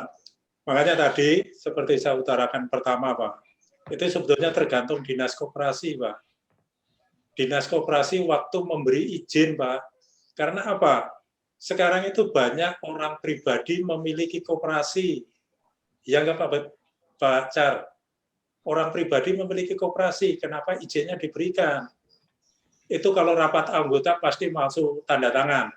Ayo, terus terang aja. Koperasi yang seperti itu kalau rapat anggota pasti masuk tanda tangan. Tanda tangannya adalah orang-orang yang mau pinjam suruh tanda tangan. Nanti tanda tangan kasih tanggal yang sama untuk rapat anggota, Pak. Makanya ini sebetulnya semua tergantung dinas koperasi, Pak. Dinas koperasi pada waktu memberi izin. Sebenarnya saya pernah di depannya orang dinas koperasi saya tanya, Pak, koperasi yang banyak sekarang bermunculan koperasi pribadi itu gimana? Jawabannya apa, Pak? Masa ada? Ada, Pak. Orang koperasi ditanya, koperasi pribadi kok ada, Pak? Dia jawabannya kok ada? Ada, Pak, banyak itu, di mana-mana ada itu. Itu koperasi saya, gitu. Ayo, Pak Carmadi kemudian tahu. Kan yang dibicarakan Pak Carmadi kan itu, toh. Itu koperasi saya, gitu. Makanya sebetulnya dinas koperasi yang perlu digencet dinas koperasinya. Makanya kantor pajak harusnya berhubungan dengan dinas koperasi. Kalau sampai ada koperasi yang anggotanya hanya tanda tangan saja tanpa hadir pada waktu rapat anggota, itu harusnya koperasinya cabut. Harusnya koperasinya cabut izinnya. Harus itu. Makanya kalau Pak Car kemarin sudah ketemu Bu Kanwil, saya sebetulnya mau datang tapi nggak bisa. Bu Kanwil suruh mengadakan pendekatan dengan Kanwil koperasi. Kalau ada koperasi milik pribadi, suruh nyabut aja, Pak. Dengan adanya berlakunya Undang-Undang Cipta Kerja, suruh nyabut. Karena koperasi itu didirikan tujuannya adalah dari anggota untuk anggota. Bukan dari pemilik untuk pemilik, Pak. Dari anggota untuk anggota. Kemarin aja dengan Undang-Undang Koperasi nomor 12 itu dibatalkan apa? Undang-Undang Koperasi nomor 12 yang dibatalkan kemarin itu kan ada boleh menyetor seperti saham, Pak. Kan akhirnya nggak boleh. Karena tujuan utama koperasi itu apa? Dari anggota untuk anggota. Makanya Undang-Undang Koperasi yang kemarin diterbitkan nomor 12 hanya hidup 2 tahun terus dicabut itu tujuannya supaya koperasi tidak untuk tempat usaha bagi orang-orang yang berduit. Karena koperasi itu terus terang aja, Pak. Bagi orang-orang yang berduit, tempat usaha yang untungnya besar, Pak. Nggak ada koperasi itu rugi. Ayo, nggak. Ya, mungkin gini, Pak. Ini mumpung kemarin sudah ada Bu Kanwil kita bicara di Malang, rencana mungkin kita bulan depan kita akan ketemu lagi, akan kasih masukan, Pak. Nah, kemudian dari hasil gathering itu akan kami kasih masukan karena begini, Pak, ini janji dari intisari dari kemarin pertemuan. Jadi kalau di Kanwil 3 rencana konsultan yang tidak berizin itu akan di-scanning, Pak. Jadi artinya dengan mungkin kelihatannya mereka akan bikin aturan baru, Pak. Akan untuk di lingkungan Jatim 3. Semoga mungkin ada kenyataan ada realisasi sehingga mereka kita ini sudah didukung lah, Pak, intinya gitu. Terus yang kedua, kita akan mengumumkan bahwa IKP Malang tanggal 21 mau ada goes di Probolinggo. Jadi jalannya itu turun dari Krucil naik turun ke Pantai Bentar. Pas kebetulan kemarin saya udah umumkan di Kanwil. Nah, orang-orang Kanwil memberikan satu aplaus. Dia akan ikut. Siapa tahu dari webinar ini sekarang barangkali yang anggota IKP atau KJA yang mau ikut, monggo silakan. Kita ngumpul di Pantai Bentar jam 7 pagi ya. Kira-kira gitu, Pak, hanya pengumuman aja. Kita didukung. Terima kasih. Terima kasih ya. Ya, terima kasih, Pak. Ya. Interupsi. Terima kasih. Saya akan masuk kepada pertanyaan dari Pak Renaldi. Mungkin saya arahkan kepada Pak Supardi, Pak, karena ini terkait dengan Undang-Undang Omnibus Law dan terkait dengan perpajakan. Pertanyaannya adalah terkait dengan pajak dividen yang tadi sudah dijelaskan, itu akan dikecualikan apabila diinvestasikan dalam negeri. Pertanyaannya adalah definisi daripada diinvestasikan dalam negeri itu bentuknya seperti apa? Apakah hanya saham atau boleh dalam bentuk deposito, pembelian aset atau instrumen keuangan lainnya, Pak? Dengan sangat cepat, Pak Supardi, silakan dijawab.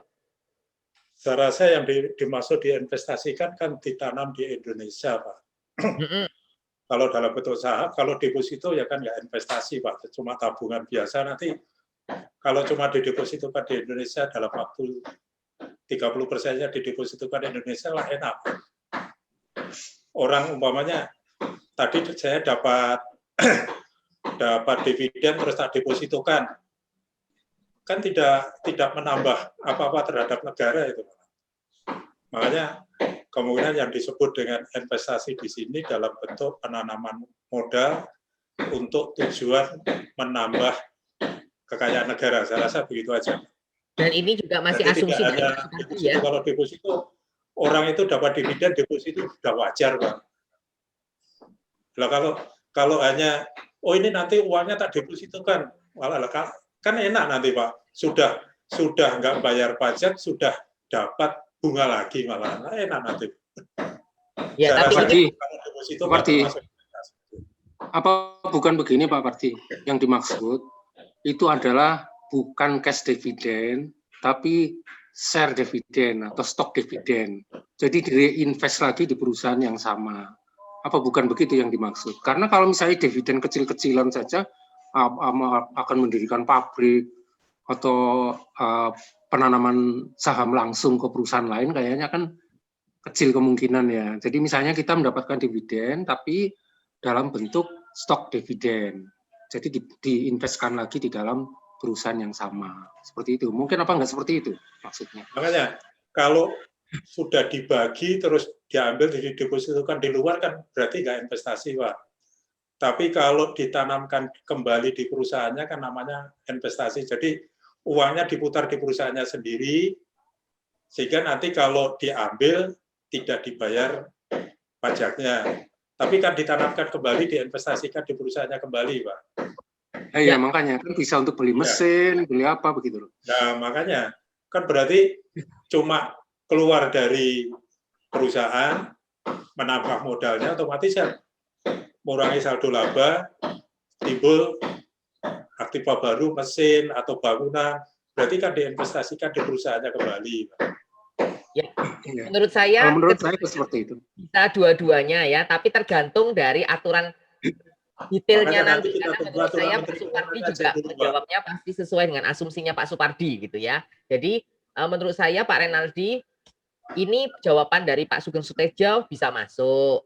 Menurut jawabannya Pak Supardi juga bisa masuk, tapi itu bukan jawaban berdasarkan Undang-Undang Omnibus Law. Kenapa? Karena kita masih belum memiliki aturan rincinya. Begitu ya Pak Supardi? Ya. Karena kalau kita ngomong deposito juga itu produk investasi, Pak. Kalau misalkan negara dapat duitnya dari mana, pada saat bank itu mendapatkan deposito, maka dia bisa menggunakan kemampuannya untuk membantu menyalurkan kredit kepada para peminjam debitur begitu. Jadi maksudnya adalah mungkin itu juga produk investasi. Makanya nanti kita tunggu peraturan Menteri Keuangan yang disebut investasinya apa gitu loh. Oke, kalau kayak gitu kita parkir seperti itu Sementara jawabannya. ini kan naksir aja toh. Nanti ternyata yang dimaksud dengan peraturan Menteri Keuangan investasi adalah, nah kan repot nanti. Betul, setuju Pak Supardi. Jadi pasti tentunya Mbak Mela dan kawan-kawan siapkan jadwal Pak Dani, Ketua KJA Jatim, ya, membantu untuk adanya sesi yang kedua nih, series yang kedua terkait dengan aturan lebih rinci. Pertanyaan berikutnya dari Ibu Eni Dwi Wulan. Gitu ya. Halo Ibu, apa kabar? Pertanyaannya adalah ditujukan kepada Pak Budi dan juga ke Profesor Sugeng Sucipto karena terkait dengan dana pensiun. Pertanyaannya begini, masih banyak perusahaan yang tidak menerapkan perhitungan pencadangan dana pensiun. Bagaimana resikonya, untung ruginya seperti apa? Monggo dari Prof. Sugeng Sutedjo terlebih dahulu. Iya. Terima kasih Pak Andi dan terima kasih juga sama Bu Eni Dwi Wulan. Jadi begini ya, PSAK 24 itu wajib. Ya, kalau sudah menjadi standar akuntansi keuangan itu wajib ya dilakukan perhitungan-perhitungan mengenai dana pensiun. Itu wajib. Karena apa? Kalau itu diperiksa oleh akuntan publik itu akan menyatakan wajar tanpa modifikasian atau wajar dengan modifikasian berdasarkan standar akuntansi keuangan yang berlaku. Nah, di situ jelas-jelas baik SAK etap maupun SAK besar itu ada PSAK-nya yang harus melakukan perhitungan pensiun. Terus risikonya untung ruginya, ya untung ruginya kalau nggak menghitung ya bisa dikualifikasi Pak oleh akuntan publik Bu. Tapi secara finansial nggak ada kerugiannya. Seperti itu saya kira Pak Andi ya. Kalau UMKM Pak, yang mengacu pada SAKMKM?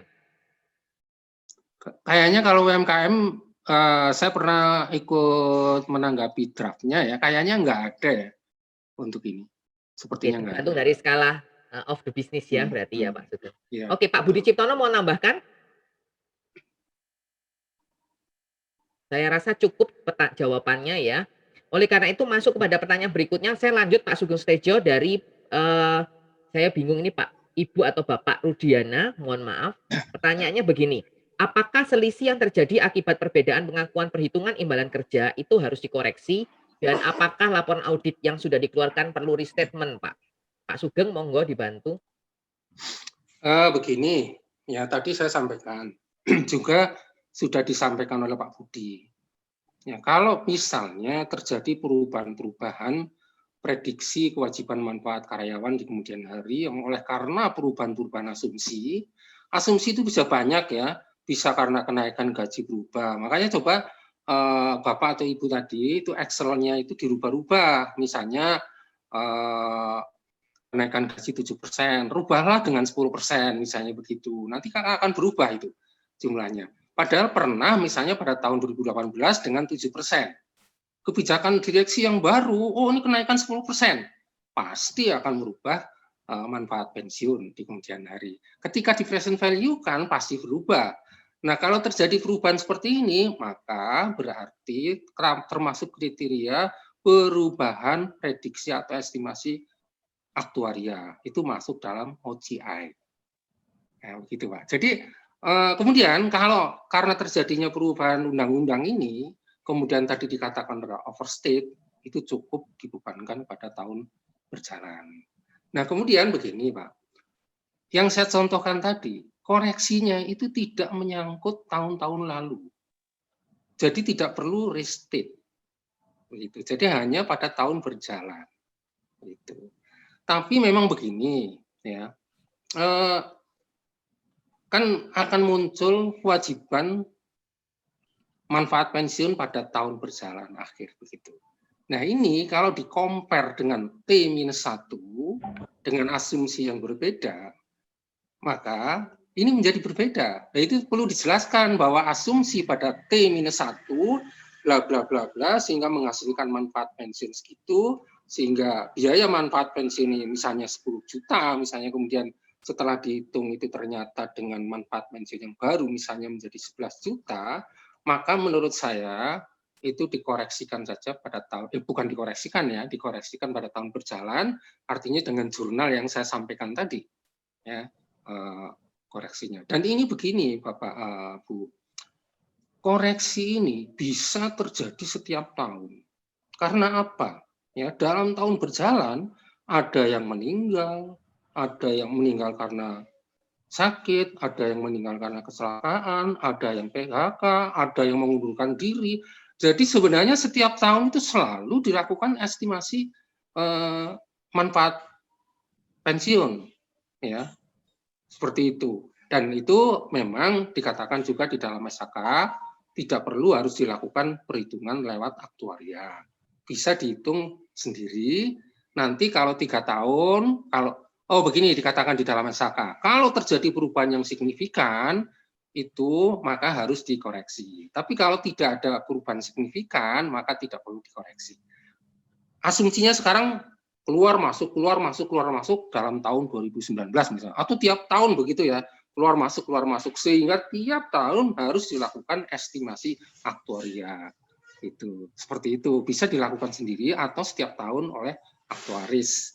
Nah, menurut saya demi kepraktisan ya tidak usah Pak Andi dikoreksi ke belakang. Ya, cukup tahun berjalan. Jadi tidak ada acara-acara restatement. Gitu. Thank you. Terima kasih. Oke, pertanyaan dari Pak Andri ini. Tadi Pak Andri sudah tidak sabar sampai mengkopikan 2 kali. Tenang Pak, ini pertanyaan pamungkas sebenarnya ya. Pertanyaannya begini, ada Pak Joko Supardi. Sementara PP belum ada gitu ya, sebelum ada peraturan Menteri Keuangan juga belum ada, sedangkan ada kasus yang berjalan misalkan di perpajakan. Nah, penerapannya pakai aturan lama atau aturan sebelum Undang-Undang Cipta ini, Pak? Karena kalau dilihat dalam draftnya itu yang dibagikan adalah sudah muncul ditetapkannya 2 November gitu. Walaupun ini sudah ditetapkan 2 November, selama belum ada PP-nya kan masih belum bisa berlaku. Berarti kan masih bisa berlaku pakai yang lama. PP yang lama, kan gitu Pak. Pakai PP yang lama. Karena ini belum ada PP-nya. Kalau di bawahnya undang-undang ini ada kata-kata berdasarkan aturan Menteri Keuangan, berarti kalau belum ada aturan Menteri Keuangannya ya belum berlaku, Pak. Berarti masih yang lama, walaupun undang-undangnya udah diganti, gitu loh. Jadi walaupun undang-undangnya diganti, tapi kalau di bawahnya ada bunyi akan diatur lebih lanjut dengan peraturan Menteri Keuangan, belum ada aturannya, ya belum, Pak. Gitu loh. Ya, Ada bocoran nggak Pak Supardi kira-kira kapan keluar? waduh, kalau itu kan urusannya Menteri Keuangan, Pak. Oke, terima kasih Pak. Ini ada pertanyaan teknis mungkin bisa dijawab oleh pelaku koperasi dan juga pastinya Pak Supardi bisa menjawabnya. Kalau koperasi itu dimiliki oleh beberapa orang, tapi peminjamnya itu bukan dari anggota, bagaimana ya Pak? Ini sangat simpel dan teknis, Pak Supardi monggo dibantu. Sebetulnya sekali lagi ya Pak ya, koperasi itu kan prinsipnya dari anggota untuk anggota. Koperasi itu ada syarat minimal anggota, Pak. Jadi bisa mendirikan koperasi itu minimal punya anggota berapa. Kalau anggota itu cuma 5, nggak mungkin bisa mendirikan koperasi, Pak. Dia pasti memalsu tanda tangan, Pak, untuk mengurus izin, Pak. Nah, itu tanya orang Malang itu, yang orang koperasi itu. Pasti itu memalsu izin, Pak. Jadi kalau cuma beberapa orang mendirikan koperasi itu sudahlah, sampai di mana tidak mungkin. Pasti dia waktu mengajukan permohonan izin ke dinas koperasi, karena syarat minimal untuk mendirikan koperasi umpamanya 25 orang. Ya. Dia cari tanda tangan 25 orang, Pak. Setelah dapat 25, nggak tahu itu siapa. Nanti kalau ditanya 25, diajak rapat, Pak, dikasih uang 100 berangkat. Makanya kadang sekarang ini yang repotnya ya itu tadi seperti Pak Carmadi, koperasi itu cuma miliknya 2-3 orang, Pak. Tapi di sana tulisannya anggota banyak sekali, Pak. Anggota ditulis banyak.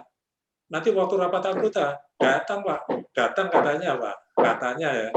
Tapi cuma suruh tanda tangan pada waktu tertentu dikasih uang 50 tanda tangan. Nggak tahu siapa yang tanda tangan, pokoknya ada tanda tangan gitu. Dan nanti untuk laporan ke dinas koperasi bahwa saya sudah rapat anggota tanggal sekian, sudah nggak salah itu, sesuai berita acara nggak salah. Tapi coba dicek, dinas koperasi suruh datang waktu rapat anggota, nggak pernah ada itu. Ayo terang-terangan aja sama Pak Carmadi itu yang biasa ngurusi koperasi di Malang. Ayo. Pak Andi bisa nambahkan, Pak Andi? Silakan. Makanya nanti Pak Car. Bentar, Ya, Pak Andi. Ya. Bisa nambahkan, Pak? Iya, Pak. Boleh ya? Sebentar Pak Tarmadji.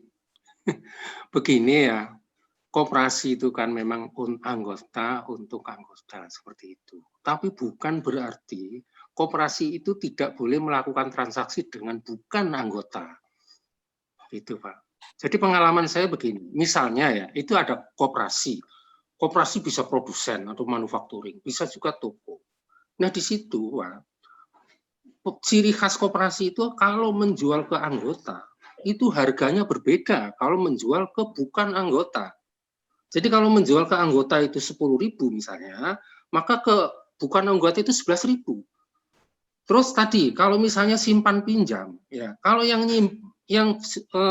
minjem itu anggota, ya maka itu bunganya juga berbeda.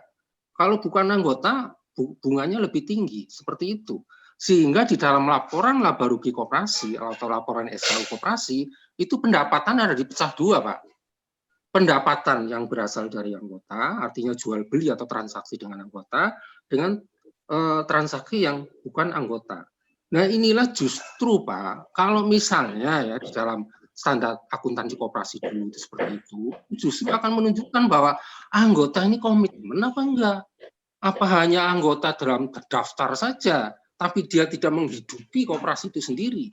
Dia anggota koperasi Carmadi misalnya begitu, tapi ternyata belanjanya di Indomart. Nah begitu kan artinya dia tidak menghidupi koperasinya sendiri. Nah jadi kalau pertanyaannya, boleh enggak kalau misalnya yang pinjam itu bukan anggota? Menurut saya boleh-boleh saja, gitu. Tapi dengan tarif yang berbeda. Tapi saya anjurkan ya, coba saya tanya, saya PNS, saya juga anggota koperasi PNS, tapi tidak pernah belanja di tokonya koperasi PNS. Nah, artinya saya tidak komit. Tapi tidak komit saya itu adalah umum di Indonesia seperti itu, Pak. Jadi Indonesia itu koperasinya, maaf Pak Carmadi ya, hanya berkuantum iya, dari segi kuantitas iya, tapi dari segi kualitas itu tidak, yang saya katakan tadi. Semua PNS itu anggota koperasi, tapi hampir semua PNS tidak pernah belanja di koperasinya. 10% lah mungkin seperti itu. Contohnya saya. Itu. Sarmaji PNS bukan, ayo. Nah, kalau belanja coba tanya Bu Sarmaji, kalau belanja di koperasinya apa enggak? Nah, padahal beliau ketua koperasi. Nah, seperti itu. Begitu ya, Bu siapa tadi yang tanya? Ya, terima kasih Pak. Ya. Ini Pak, ini terkait bukan tujuan utama koperasi memang dari anggota untuk anggota Pak. Tapi kesalahannya di dalam koperasi yang sekarang itu kebanyakan koperasi dimiliki orang. Nah ini yang agak keliru. Ya, jadi bisa paham Pak Supardi. Bukan dari anggota untuk anggotanya, kemungkinan bisa saja koperasi itu besar sehingga tidak khusus untuk anggotanya bisa. Tapi yang dipermasalahkan itu kan cuma harusnya koperasi itu didirikan untuk anggotanya. Nah, anggotanya cuma 5 orang ya Pak. Padahal syarat minimal untuk mendirikan koperasi itu ada. Nah, padahal makanya itu tadi, mendirikan koperasi itu akan selalu untung. Makanya banyak orang yang berusaha dalam bidang koperasi dan sekarang malah diberi kemudahan oleh pemerintah. Malah tambah lebih senang, Pak. Kayak nantilah koperasi berdiri besar-besaran, Pak. Dengan berlakunya Undang-Undang Cipta Kerja, otomatis nantilah koperasi banyak sekali, Pak. Semua usaha pindah ke koperasi, Pak. Lihat aja. Semua usaha pindah koperasi. Oke. Tapi statement saya, Pak Parti bisa betulkan nggak, Pak? Pak Andi? Statement saya tadi bisa betul apa enggak? Bahwa koperasi tidak harus bertransaksi dengan anggotanya saja. Betul. Betul ya, Pak? Iya, betul, Pak. Memang betul. Jadi koperasi itu tidak harus ke anggotanya, bisa menjual kepada umum. Makanya sekarang ini dengan adanya Undang-Undang Cipta Kerja ini, Pak, diberikan kemudahan, keuntungan dibagi tidak kena pajak, Pak. Nanti banyak perusahaan-perusahaan yang berubah bentuk menjadi koperasi, Pak. Karena apa? Tujuannya supaya saya tidak kena pajak. Selisih lebih saya kalau saya ambil nggak kena pajak, ya itu Pak. Ya, salah satu alternatif ya.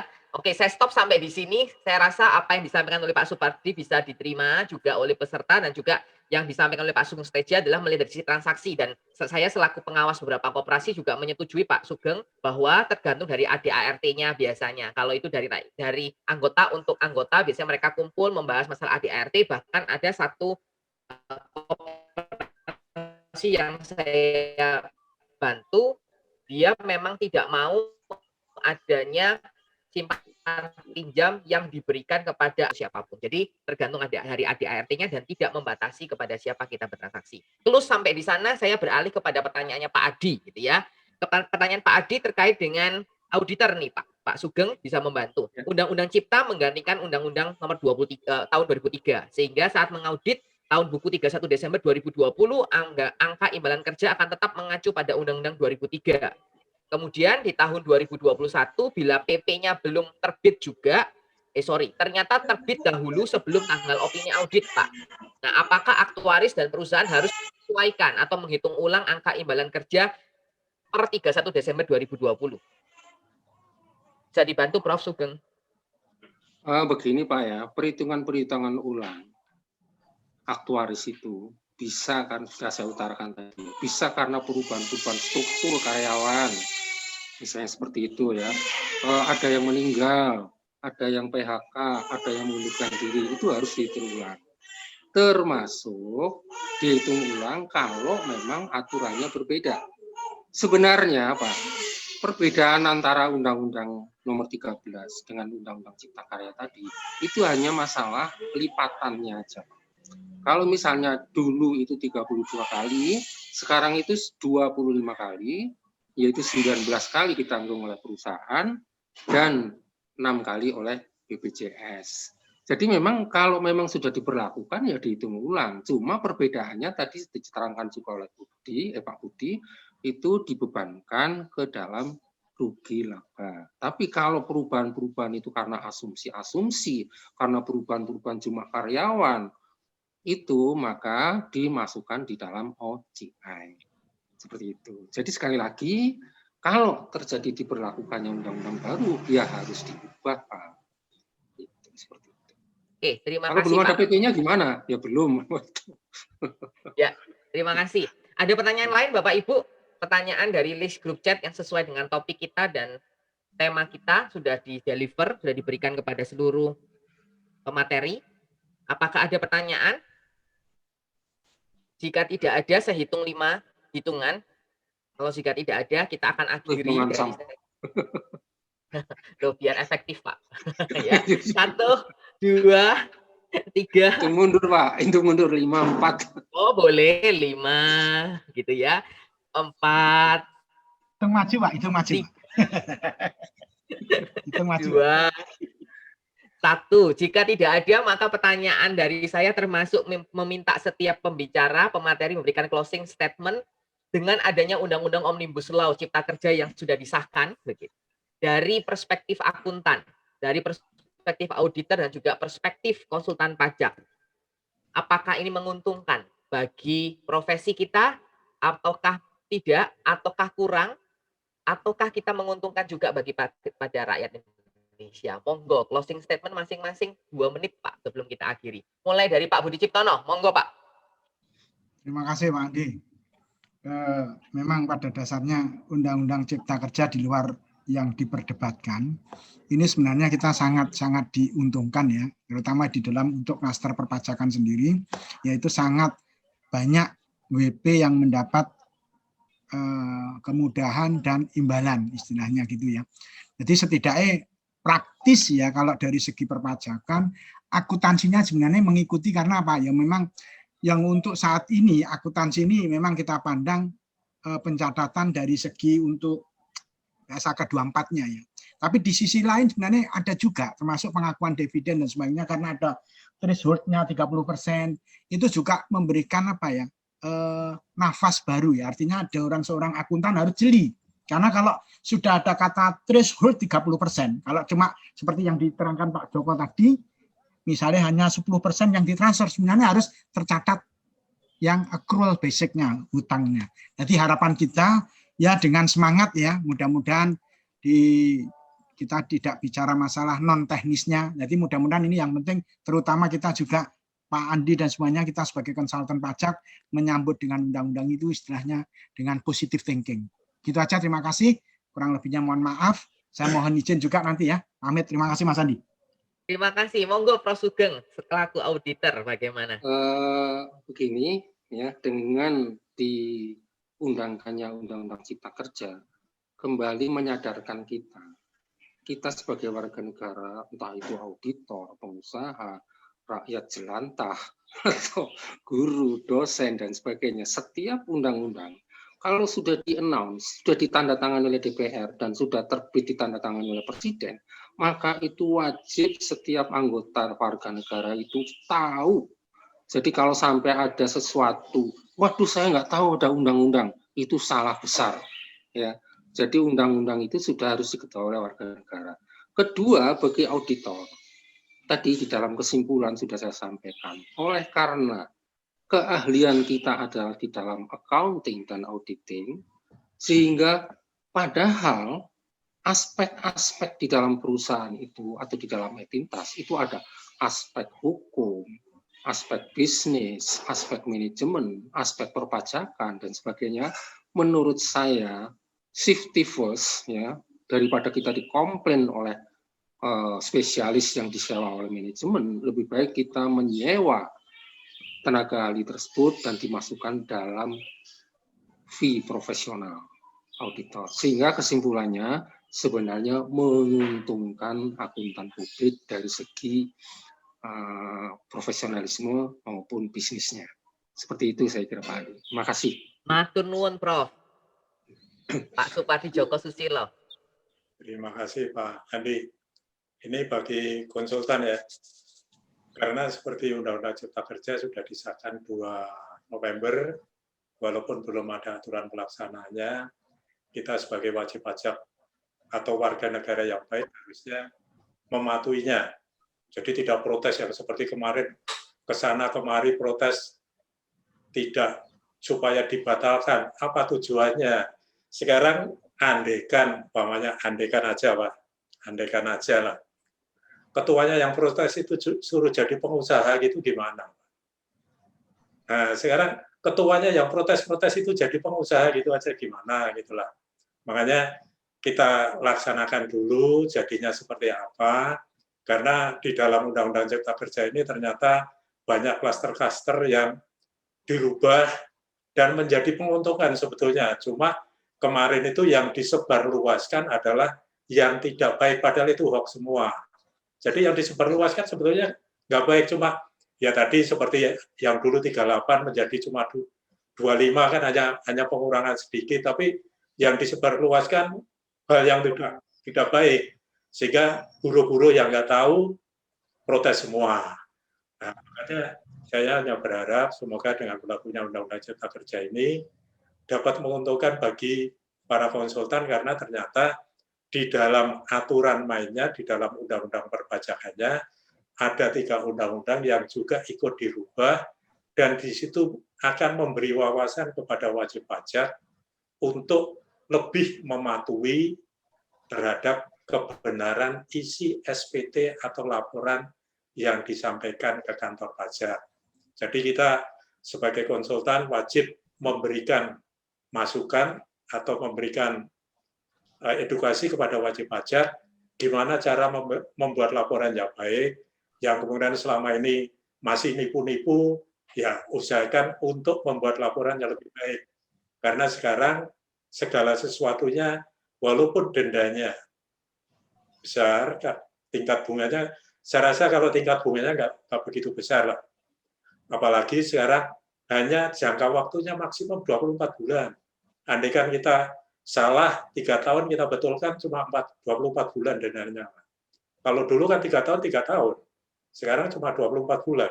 Makanya sekarang ini nanti begitu diketok Undang-Undang Cipta Kerja dan Peraturan Menteri Keuangannya keluar, ayo kita para konsultan cepat-cepat memberi masukan kepada wajib pajak kalau ada SPT-nya yang salah, ayo cepat-cepat dibetulkan, gitu aja. Oke, terima kasih Pak Andi atas waktunya. Mohon maaf suara saya agak serak-serak, ini agak nggak enak badan. Terima kasih. Terima kasih.